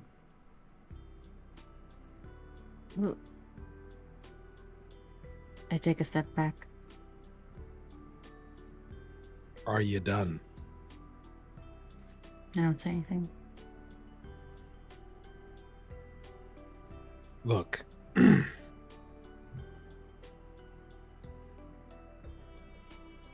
I don't run into us much. But when I do, I try to make sure we're okay.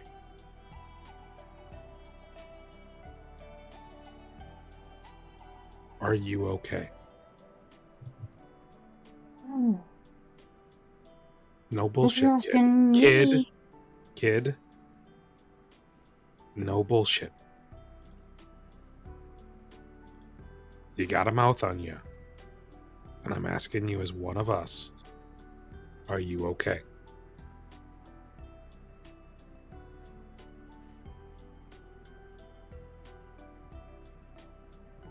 Is anybody No. around, Robbie? Nope. Not that you can see. I this alley lean face. back against the wall, and the fine tan skin fades to the ghostly gray. The green eyes fade to white, what are you and doing? his hair turns gray. And you now see Balthazar, Roy, or whatever his real name is, now standing in front of you in his full changeling form.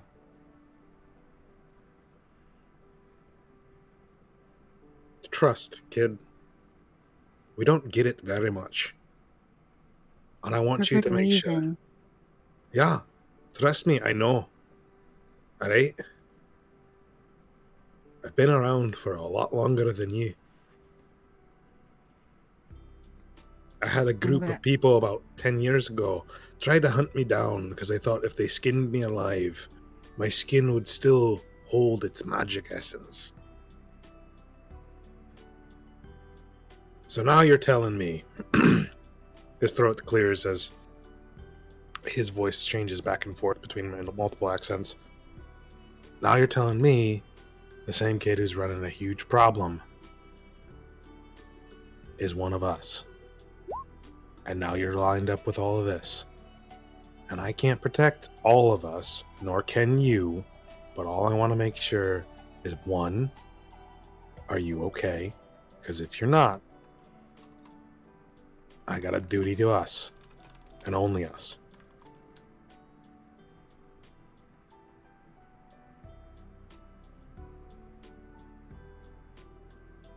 Roy. Balthazar. Whatever. Kaz. Tom. Kaz. K-O-Z.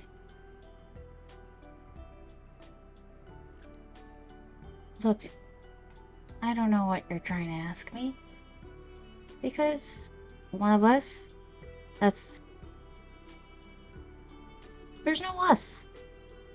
There's just me, Kieran, second chances, and whatever deal you got going on. So, I guess I appreciate it, but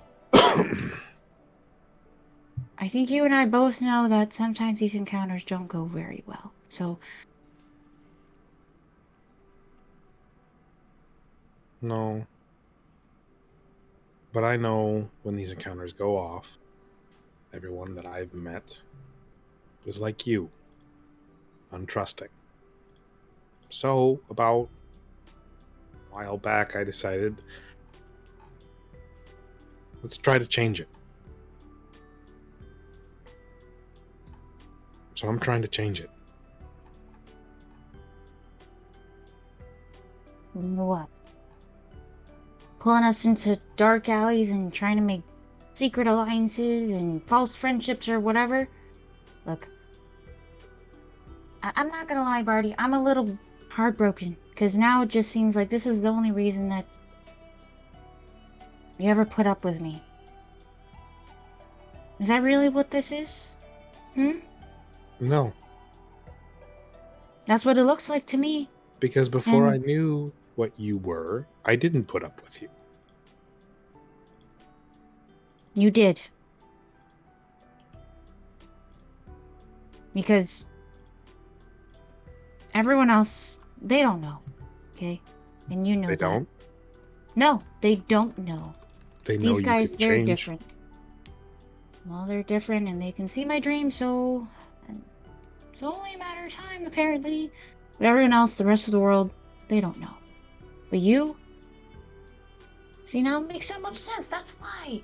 And you treated me like shit, and you did all that. It's because you could see through. No, Fucking. No, I only it does. found out when you went to the card game, kid. I didn't know. And then I started putting 2 and 2 together, and I got 4. And then I hear all the shit you guys are doing, all the things you ran into. And it sounds like you're tied up with them pretty good. So it goes back to my original question. Are you okay? Because, you know what? I care. Because someone's got to care. Someone's got to care about us. Well, someone cares about me, and I'm fine. So yeah. I'm Who good. cares about you? Someone. So I'm fine. You can go on this crusade of, I don't know, this alliance or whatever that you're trying to build No. right now, but I There's have no my own alliance. plans. There's no secret meeting. This is me asking you, are you all right with them? They're not mistreating you. They're not using you. They're not abusing you. No. That's all no, that's it. There's no other thing. And it kind of scares me that you're jumping to secret alliances and backstabbery and all that stuff when all I ask is, are you okay? Kid, world's tough. World's damn tough. Especially for us. Don't meet many of us, and like I said, I'm trying to be a better change for when I do run into us. To let them know it's not awful. But still be careful. So if you're running with them, or whoever this person who looks out or cares for you, you just tell me the truth. Are you alright? You say yes, good. I'm dropping it. You say no, I'll do what I can to help you. That's it. There's no alternative motive. I'm trying to bring good change. Why do you think I put on shows for kids? I do it to make them happy.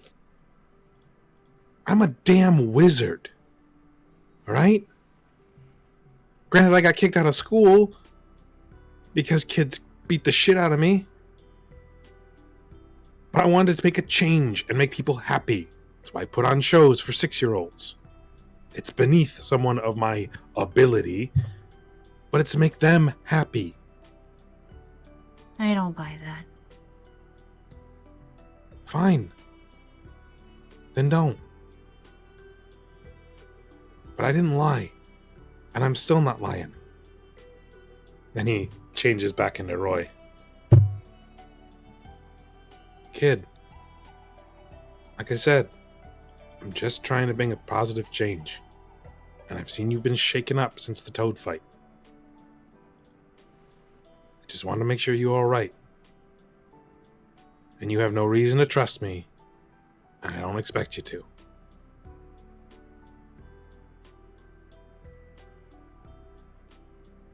You, tell them I had something going on. Okay?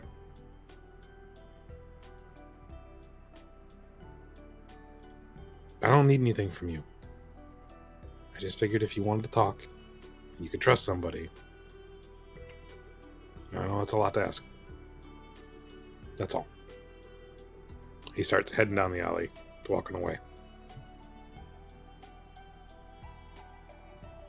Alright, and with that, Kieran, you watch as Roy disappears into the night down the streets of Rexentrum.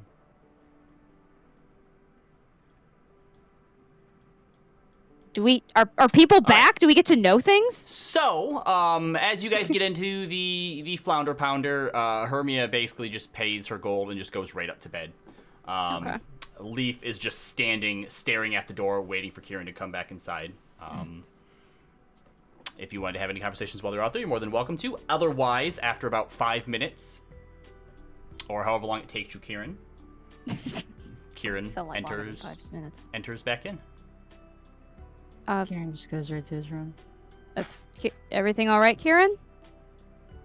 Yep, everything's good. Just sleepy. Bye.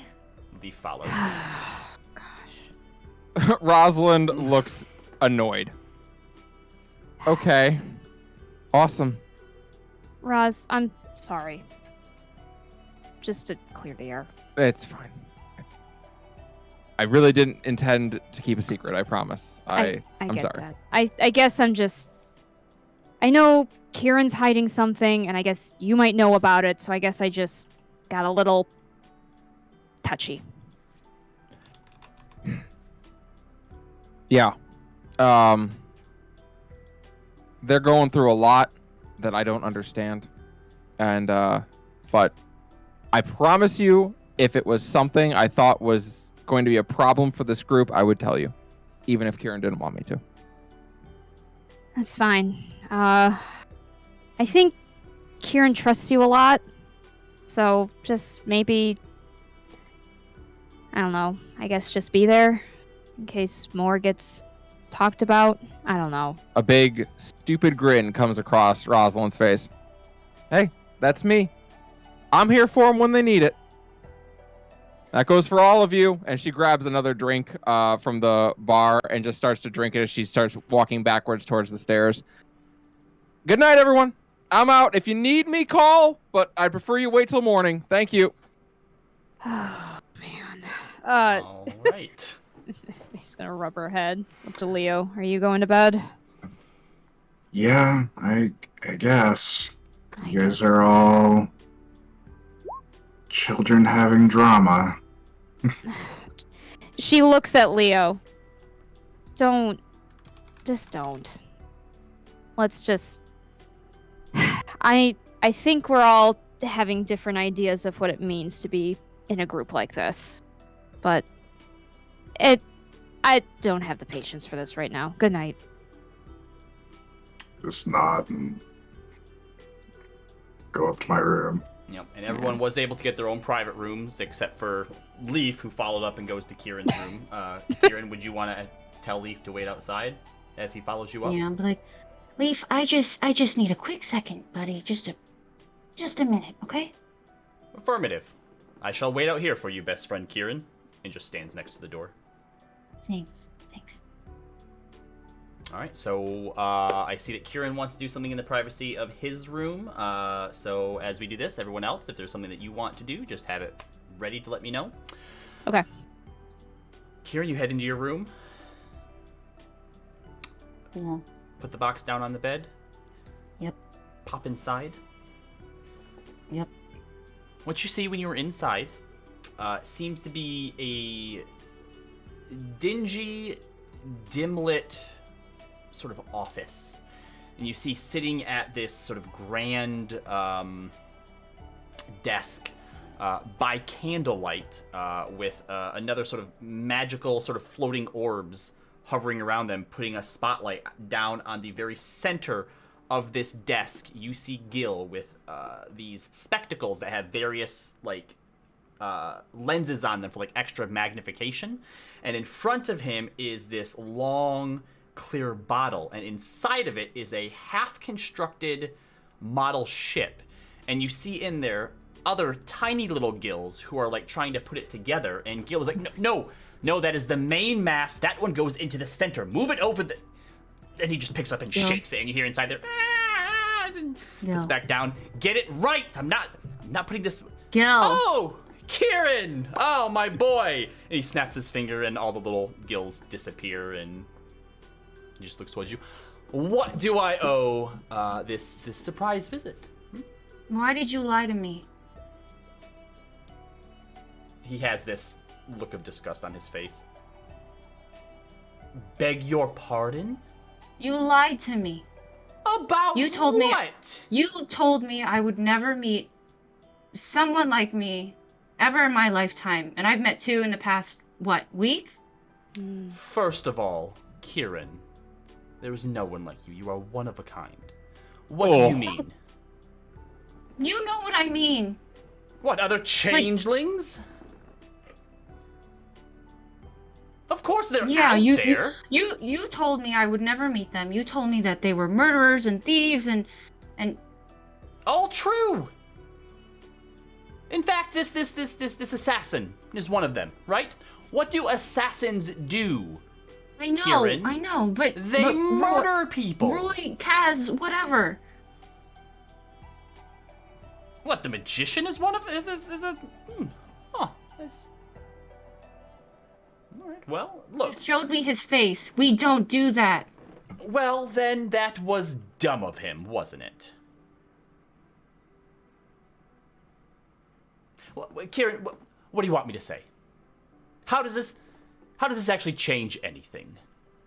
It changes a lot, Gil. It How? changes a lot. How? Explain and it not to me even then. that. You didn't tell me that spell would do that. What spell? You can't just The come in spell here that I did. shouting things off. Would you talk to me? Explain yourself. The We spell can't have that a I did dialogue. with the frogs. Oh, the shadow creature thing. Yes, that's a quite handy spell. I believe it came in pretty handy there as well. You didn't tell me it would look like him. Kieran, the magics that I give you are a gift that you utilize. I can't always tell you exactly how they're going to manifest. That is on you. You control those spells. No, that's not. That's not true, because I wouldn't do that. And you didn't tell me, you didn't warn me. Well, perhaps you're just not strong enough to use a spell like that, to shape it to your will just yet. Like, I'm not saying that. I just... Should I take it back? Do you not want my gifts? Is that what you're saying? No, I do. I want it. You told me. Oh, you told me this, you told me that. Kieran, when are you gonna start taking some responsibility for your own actions? Oh. I am. Really? Because it sounds like you're trying to put all of this on me. I'm not. I'm just confused, and it's just sometimes some things that you've told me, they're not true. I wouldn't say that they're not true, but obviously in life, people have different perspectives on some stuff. Look, I'm glad that you have found other changelings like yourself. That is important. In fact, you see that they can lead successful lives. I have no idea if they're happy or not, but one is a street performer, like you, I suppose, and the other a successful assassin. So, good on you. But still, they must conceal their identity as well, because by and large, most people, if they found out who and what you are, would want to kill you for being a monster. I know, That I know. I did not lie about. You don't have to explain that to me. I know. Well, I didn't think that I would have, and yet here we are. Look, I'm sorry. I'm sorry. I'm getting a bit worked up here. What can I do to make this better, Kieran? What would you like me to do? I don't know, Gil. I don't know. It's just this is a lot, okay? You said to get this thing from that guy, and I am, and I'm doing it, but it's just a lot, okay? Because I don't know. I like these people. I do. Well, that's good. I believe that you are up to the task of being a hero of Exandria. Yeah, but not like the fake kind. Like, What does that mean, the fake Actually- kind? like what we do all the time.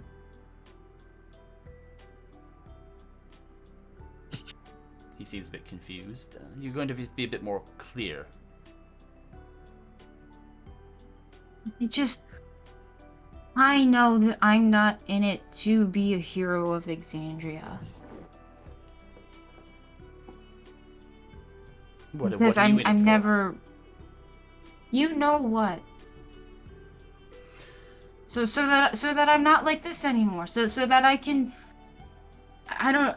Be real. Be an alpha human, a dwarf, whatever. Just something not... And he clutches his chest and he starts to dissolve into his true changeling form. I told you. When you get me the items that I need to free me from my confines, I will grant you your final wish and turn you into a real boy so that you don't have to be a monster anymore. And we're one step closer to that. You're going to get this dragon claw, then we'll find the phoenix feather, and you'll have everything that you ever wanted. All right?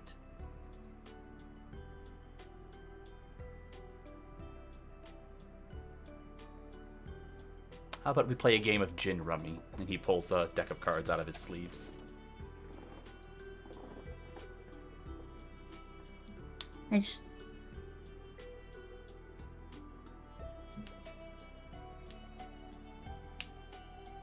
I don't know, Gil. It's getting harder and harder to lie with these people.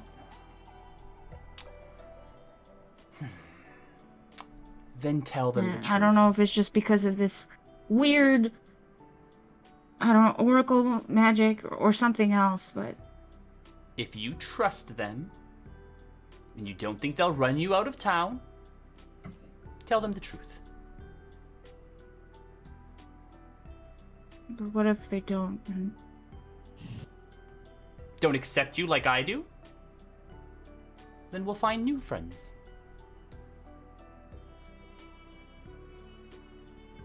At the very least, that robot loves you. I'm sure he'll follow us wherever we go. Yeah. I'm sorry, Gil. I didn't mean to yell. It's fine. I know every once in a while you have to get it out, a tantrum now and then. There's nothing wrong with that. None of us are perfect, except for myself, of course.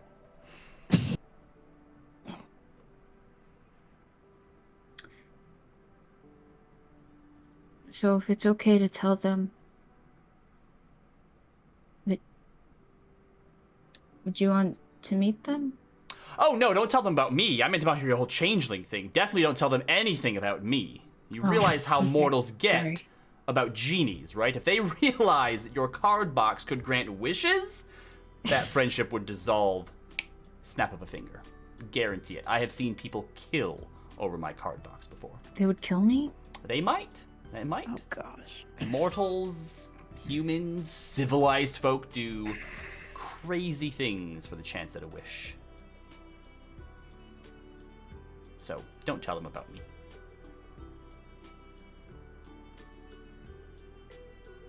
Okay. All right. He kind of reaches out and kind of tussles your hair a little bit. Go on now. I'm going to get back to my model building here. And he summons the little gills, and they start climbing back into the bottle one by one. Jesus. Okay. Good night, Gil. Good night. Sweet dreams, Kieran. And you pop back out of the bottle. Or out of the card box.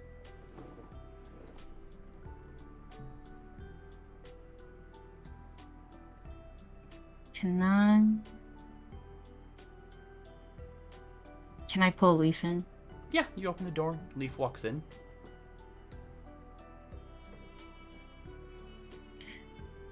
Hey, buddy. Hi, best friend Kieran. We'll always be best friends no matter what. Forever and ever. Until one of us expires. Of That's course. fair. It will probably be you, because I last much longer. Yeah.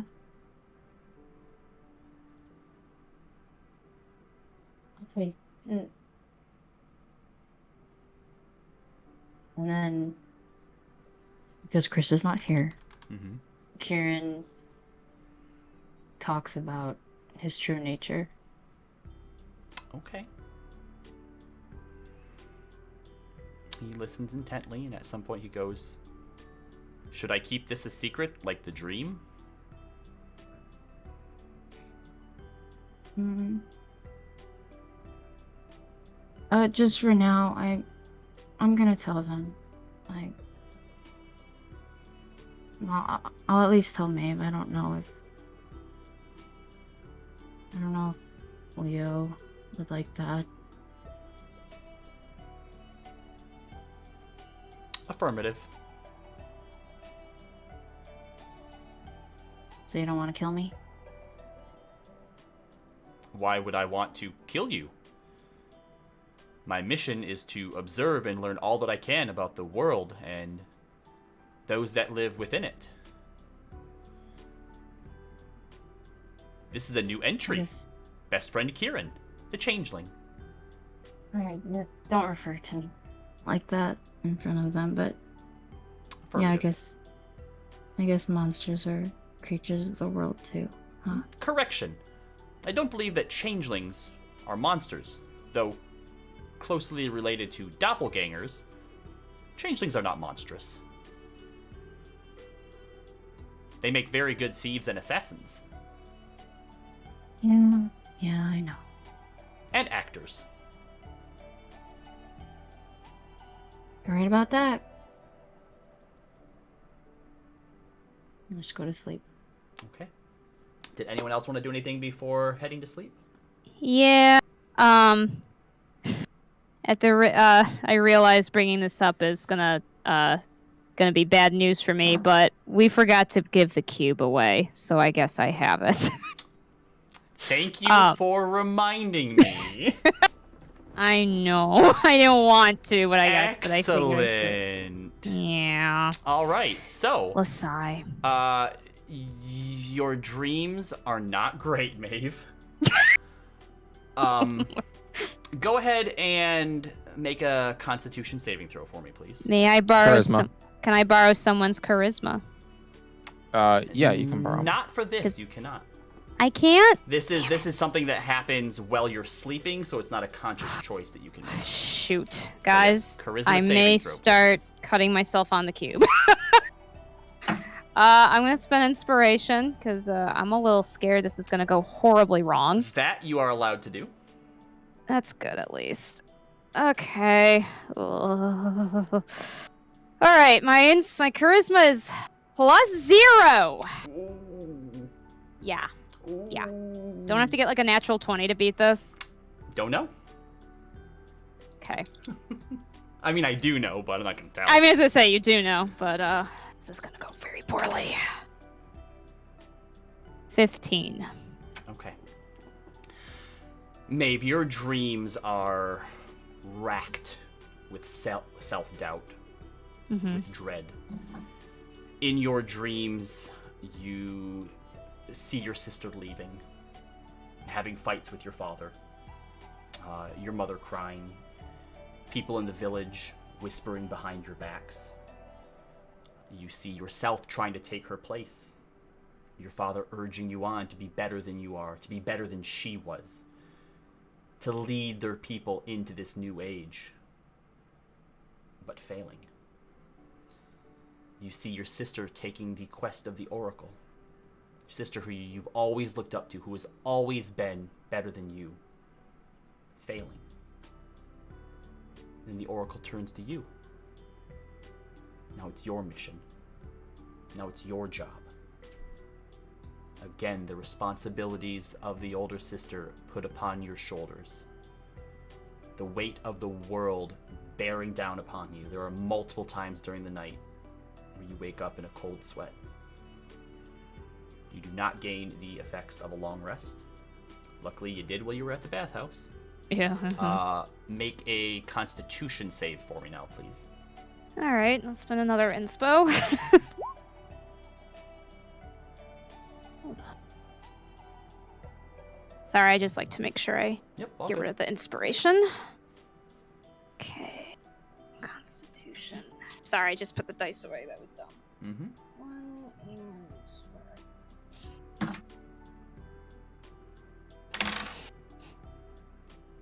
and 20 total. All right, you do not suffer a point of exhaustion. Oh, neat. No dreams are shared tonight. And eventually, the morning comes as you all awaken. Roslyn. You awaken to a tink, tink, tink, tink, tink, tink on your window. I look over towards the window. Groggily, as you rub your eyes, you see a bird outside. And as you get closer and walk up to the window, it's not just any bird. This seems to be an origami bird, folded out of paper. Tink, tink, tink. Oh, she'll open the window and take the bird? Yep. And as you open it up and it hops into your hands, it unfolds itself and smooths itself out, creases going away, and there is a letter that says to Rosalind Larest, Chance of the Second Chances. That's very specific. What does it say? As you open it up to read, it says that you are cordially invited to have an audience with Professor Elena Burnwhite, the Archmage of Antiquity of the Cerberus Assembly, and Archmage Astrid Beck, the Archmage of Civic Influence, and to arrive with the rest of your compatriots to the Solstice Academy and present this letter for access to the Azure Apex at your earliest and most urgent convenience. Oh. Rosalind just kind of whines as she holds the letter and just goes, "Oh, I hate this place. I don't know anyone's name. I don't know what any of the things in this letter say. She doesn't know what any of those proper names are, except for the names. She knows Astrid Beck, and she knows... yeah, she knows that. She doesn't know where that is. She doesn't know... Oh, actually, what's going on. You do recognize the other name as yeah, well. I know. Okay. Because I said I was sent by them. Okay. Well, not just the Cerberus Ascendmate, specifically Elena Burnwhite. Yeah. That was a wizard in your world who tried to train your Uncle Guy to harness his wild magic abilities. It was someone who he spoke of... Hold on, let me look something up here really quickly.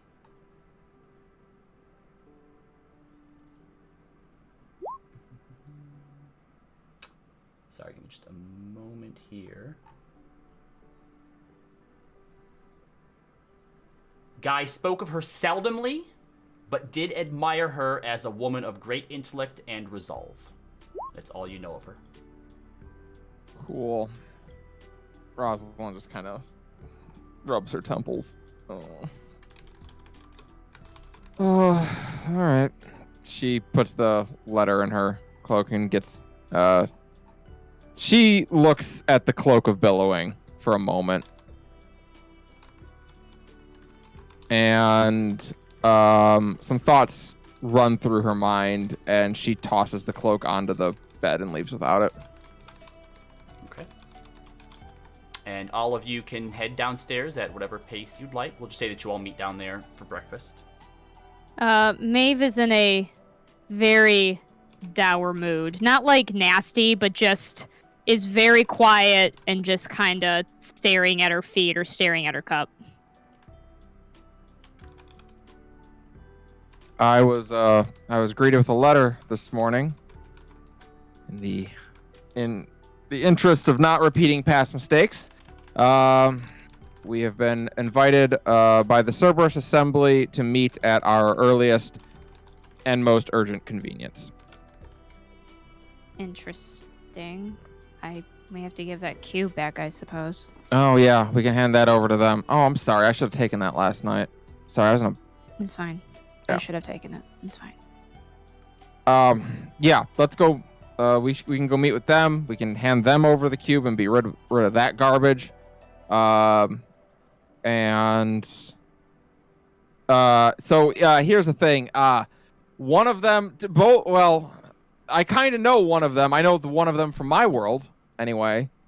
One of them's name is Elena Burnwhite. She was a mentor of my uncle's, actually, in my world. Smart woman.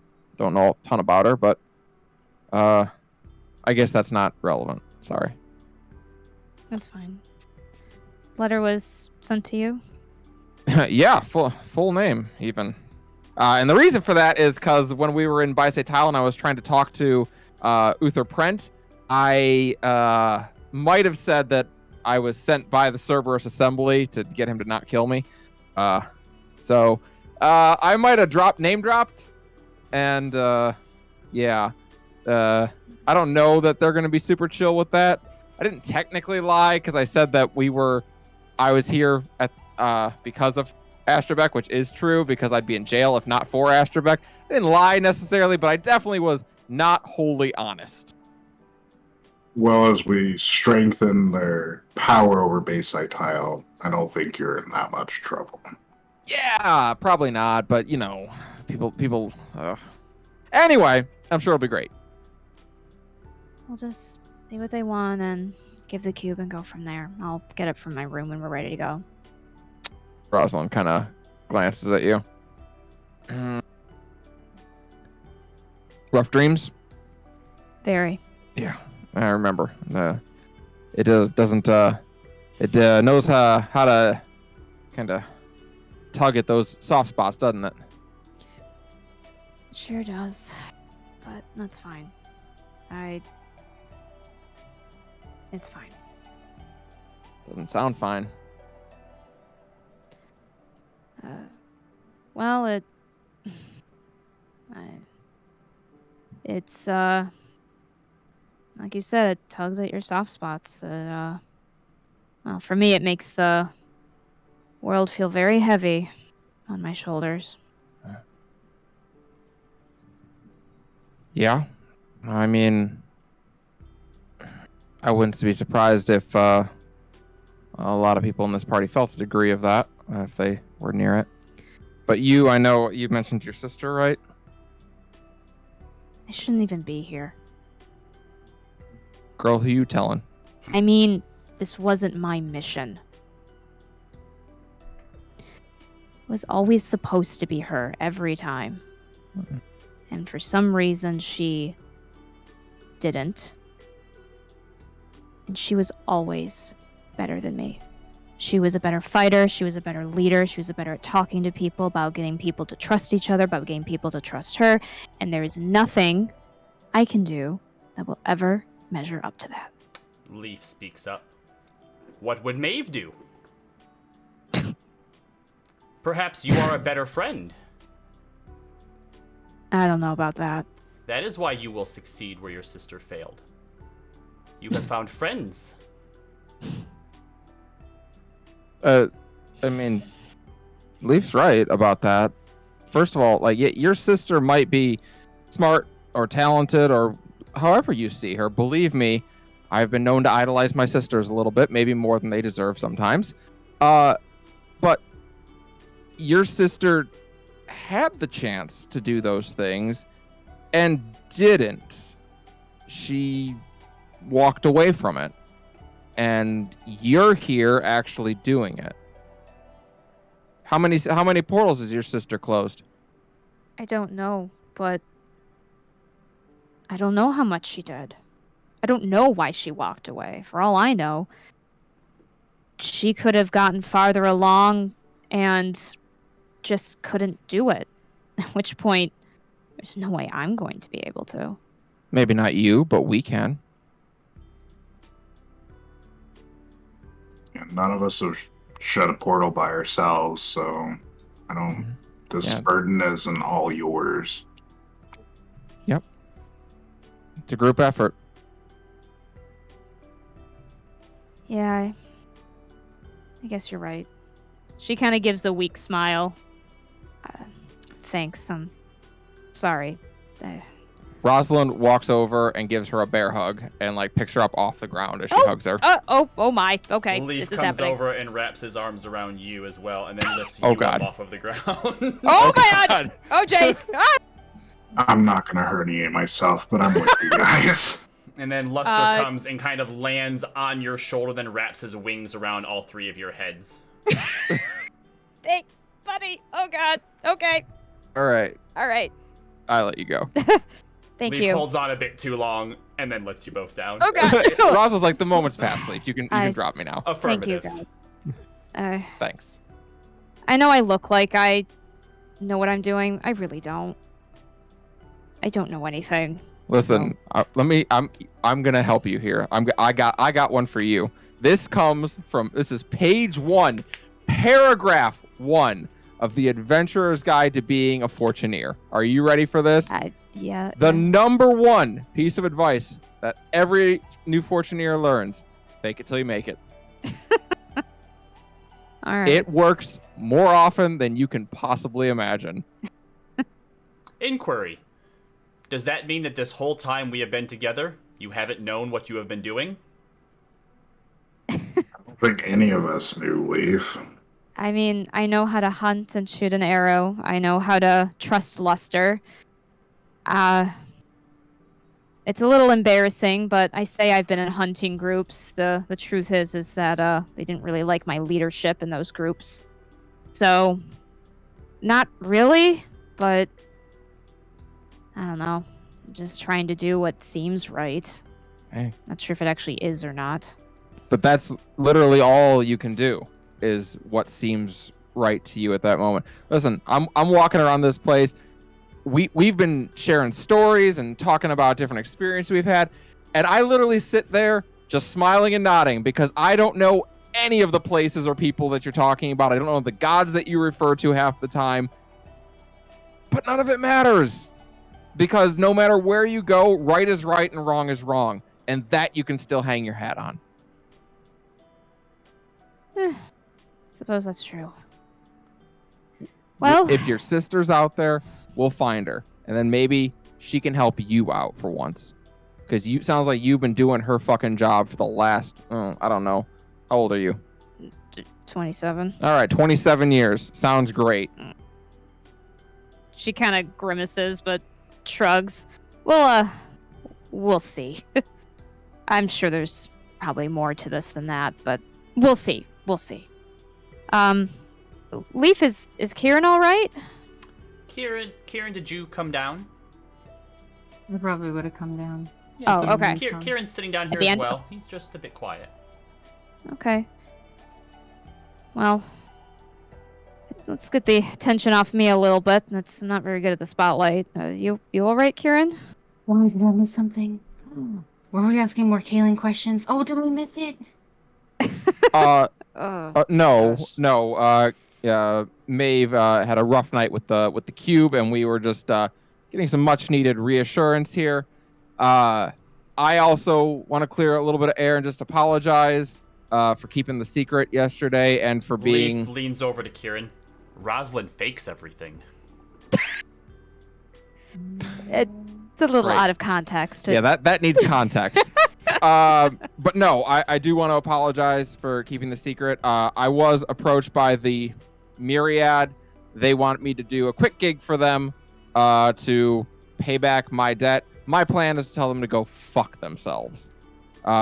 Because, listen, if there's one thing I learned from my Uncle Guy, the only way to deal with people like that, you don't give them an inch. So. Well, that's fair. And I'm sorry for reacting the way I did. I suppose for me, well, I've been in enough hunting groups where people whisper behind my back.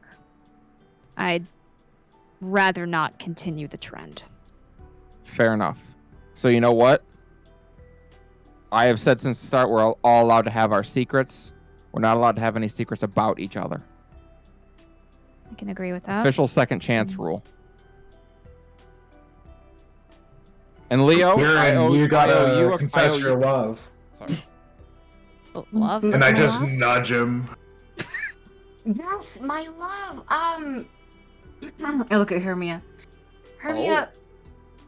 Hermia just has think a you're mouthful so- of hash browns. I just think you're so elegant and strong and wonderful and everything that I'm not, and I love you. And I kind of look at Leo like, is this what you meant?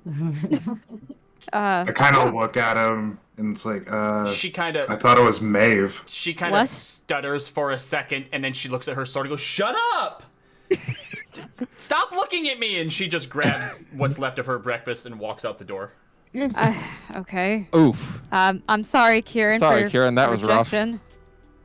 Oh yes, oh my heart and soul. Oh, I need Kaylin to write me some song for this heartbreak. Oh, here we go again. Well, listen, Leo, I owe you a question for what the fuck is up with that. We'll get around to it sometime. Right now, I think we need to go see the Cerberus Assembly because while I don't give a shit what the Myriad thinks about me, I do give a shit what all the magic super people can do. So I do actually want to answer that summons. Well, we'll have the cube to also present, and I don't Yes, we got to give that away because, hey, I don't know about you, but I'm fucking sick of bad dreams. know. Yes, no more, please. I don't want anyone else to go through this. All right. So as you all leave to head to the Shimmer Ward, Leaf turns into a horse, Maeve, and says, before he turns, goes, "I shall help you carry the load," and turns into a horse and then beckons to his back for you to ride. Oh, Rosalind walks over and they- picks Maeve up and puts her on the horse. What? This horse that has Leaf's head, by the way. Yeah, absolutely. Can Kieran hop on behind? You sure can. Yes. Yep. Oh, and, Rosalind will pick Kieran up and put him on the horse as well. Okay. and Okay, you we're doing draw this the now. attention of everyone in the street. Okay, just so you are aware. Everyone Rosalind is sees very this. excited. Oh gosh. So you head back to the Shimmer Ward once again. This time heading up to the northern area of it, where the Solstice Academy is. The I've academy never felt so clean. comprises of several large towers that, now being within such close proximity, you realize that you've seen before among the city, visible even from the outside of the wall as you approach. Between these massive marble towers are several halls with windows that rise up from the floor to the very apex of the buildings, all of them depicting some scene of fantastic adventure or legendary feat of the arcane. And as you enter in, you see all sorts of races, all sorts of different ages walking back and forth. You see children that may only be 5 or 6, carrying stacks of books. You see, older men and women as well. Most of them just sort of walking to and fro, coming in and out like they know exactly where it is that they're going. There are several sort of desks in this first hall that you come into. If you'd like to try and ask someone, but they don't seem to stop you otherwise. Yeah. Rosalind will get the letter out and approach someone. Excuse me, I was sent a summons. Me and my group were. There is a halfling behind the desk a female who reaches up and takes the letter from you and kind of looks at it for a moment. Goes, yes, sure. Well, you better not wait too long. Just head in through the garden here into the first main tower and take the arcane lift up to the Azure Apex. Yeah, all those words you said, sure. And she'll head through the garden towards the tower. Okay. So first of all, As they walking pass some through. kids. What's that, Kieran? As they pass some kids, Kieran just whispers, "It's a lie. Don't believe what you read. Okay, free your minds." That's it. Kieran. They roll their eyes at you and keep walking. Kieran, come on. The gardens and the fountains in here are magical, to say the least. As you're walking through the pathways as well, you see water just essentially materialize out of the ground and just start to shoot. The fountains outside of like the MGM Grand in Vegas? It's essentially, you see those, just water like jumping around and like forming into different things, and it's an absolute spectacle here.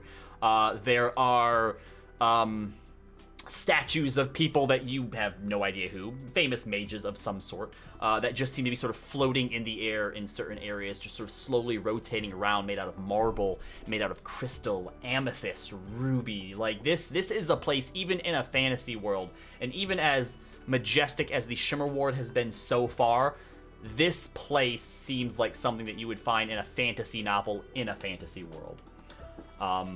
Eventually, you do come to within this tower, and in the very center, there is maybe a 30-foot open area that, as you walk into it and look up, it just goes straight up, up, up, up, up. Every 15 to 20 feet, there are these large, what looks like brass rings, and there are people floating down.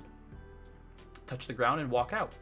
People walk by you into the center of it, and then begin to float up and step into hallways at different intervals up this tower. Rosalind kind of shifts uncomfortably before walking into the center. Okay. Walk into the center. She looks around. Does she start to float? She does not. Oh. She'll stop one of them as they come down and be like, "Excuse me, how do I go up?" First time here. Yes. Just think up. She thinks up. and you begin to float upwards. Oh. And the She, person just kind of chuckles as they walk away. Rosalind glances down. Okay, it seems to work. And she'll keep going up till she reaches the floor. All right, so the rest of you doing the same thing. Yep. Gently begin to Are rise we still on the upwards. horse? No. Oh, okay. No, we'll say that by the time you got here. I'm sure Okay. Chris would have said yes. But Yeah. no, we turned him back into a Kieran serpentines in the air. Just figure we have. Kieran, make a dexterity saving throw for me.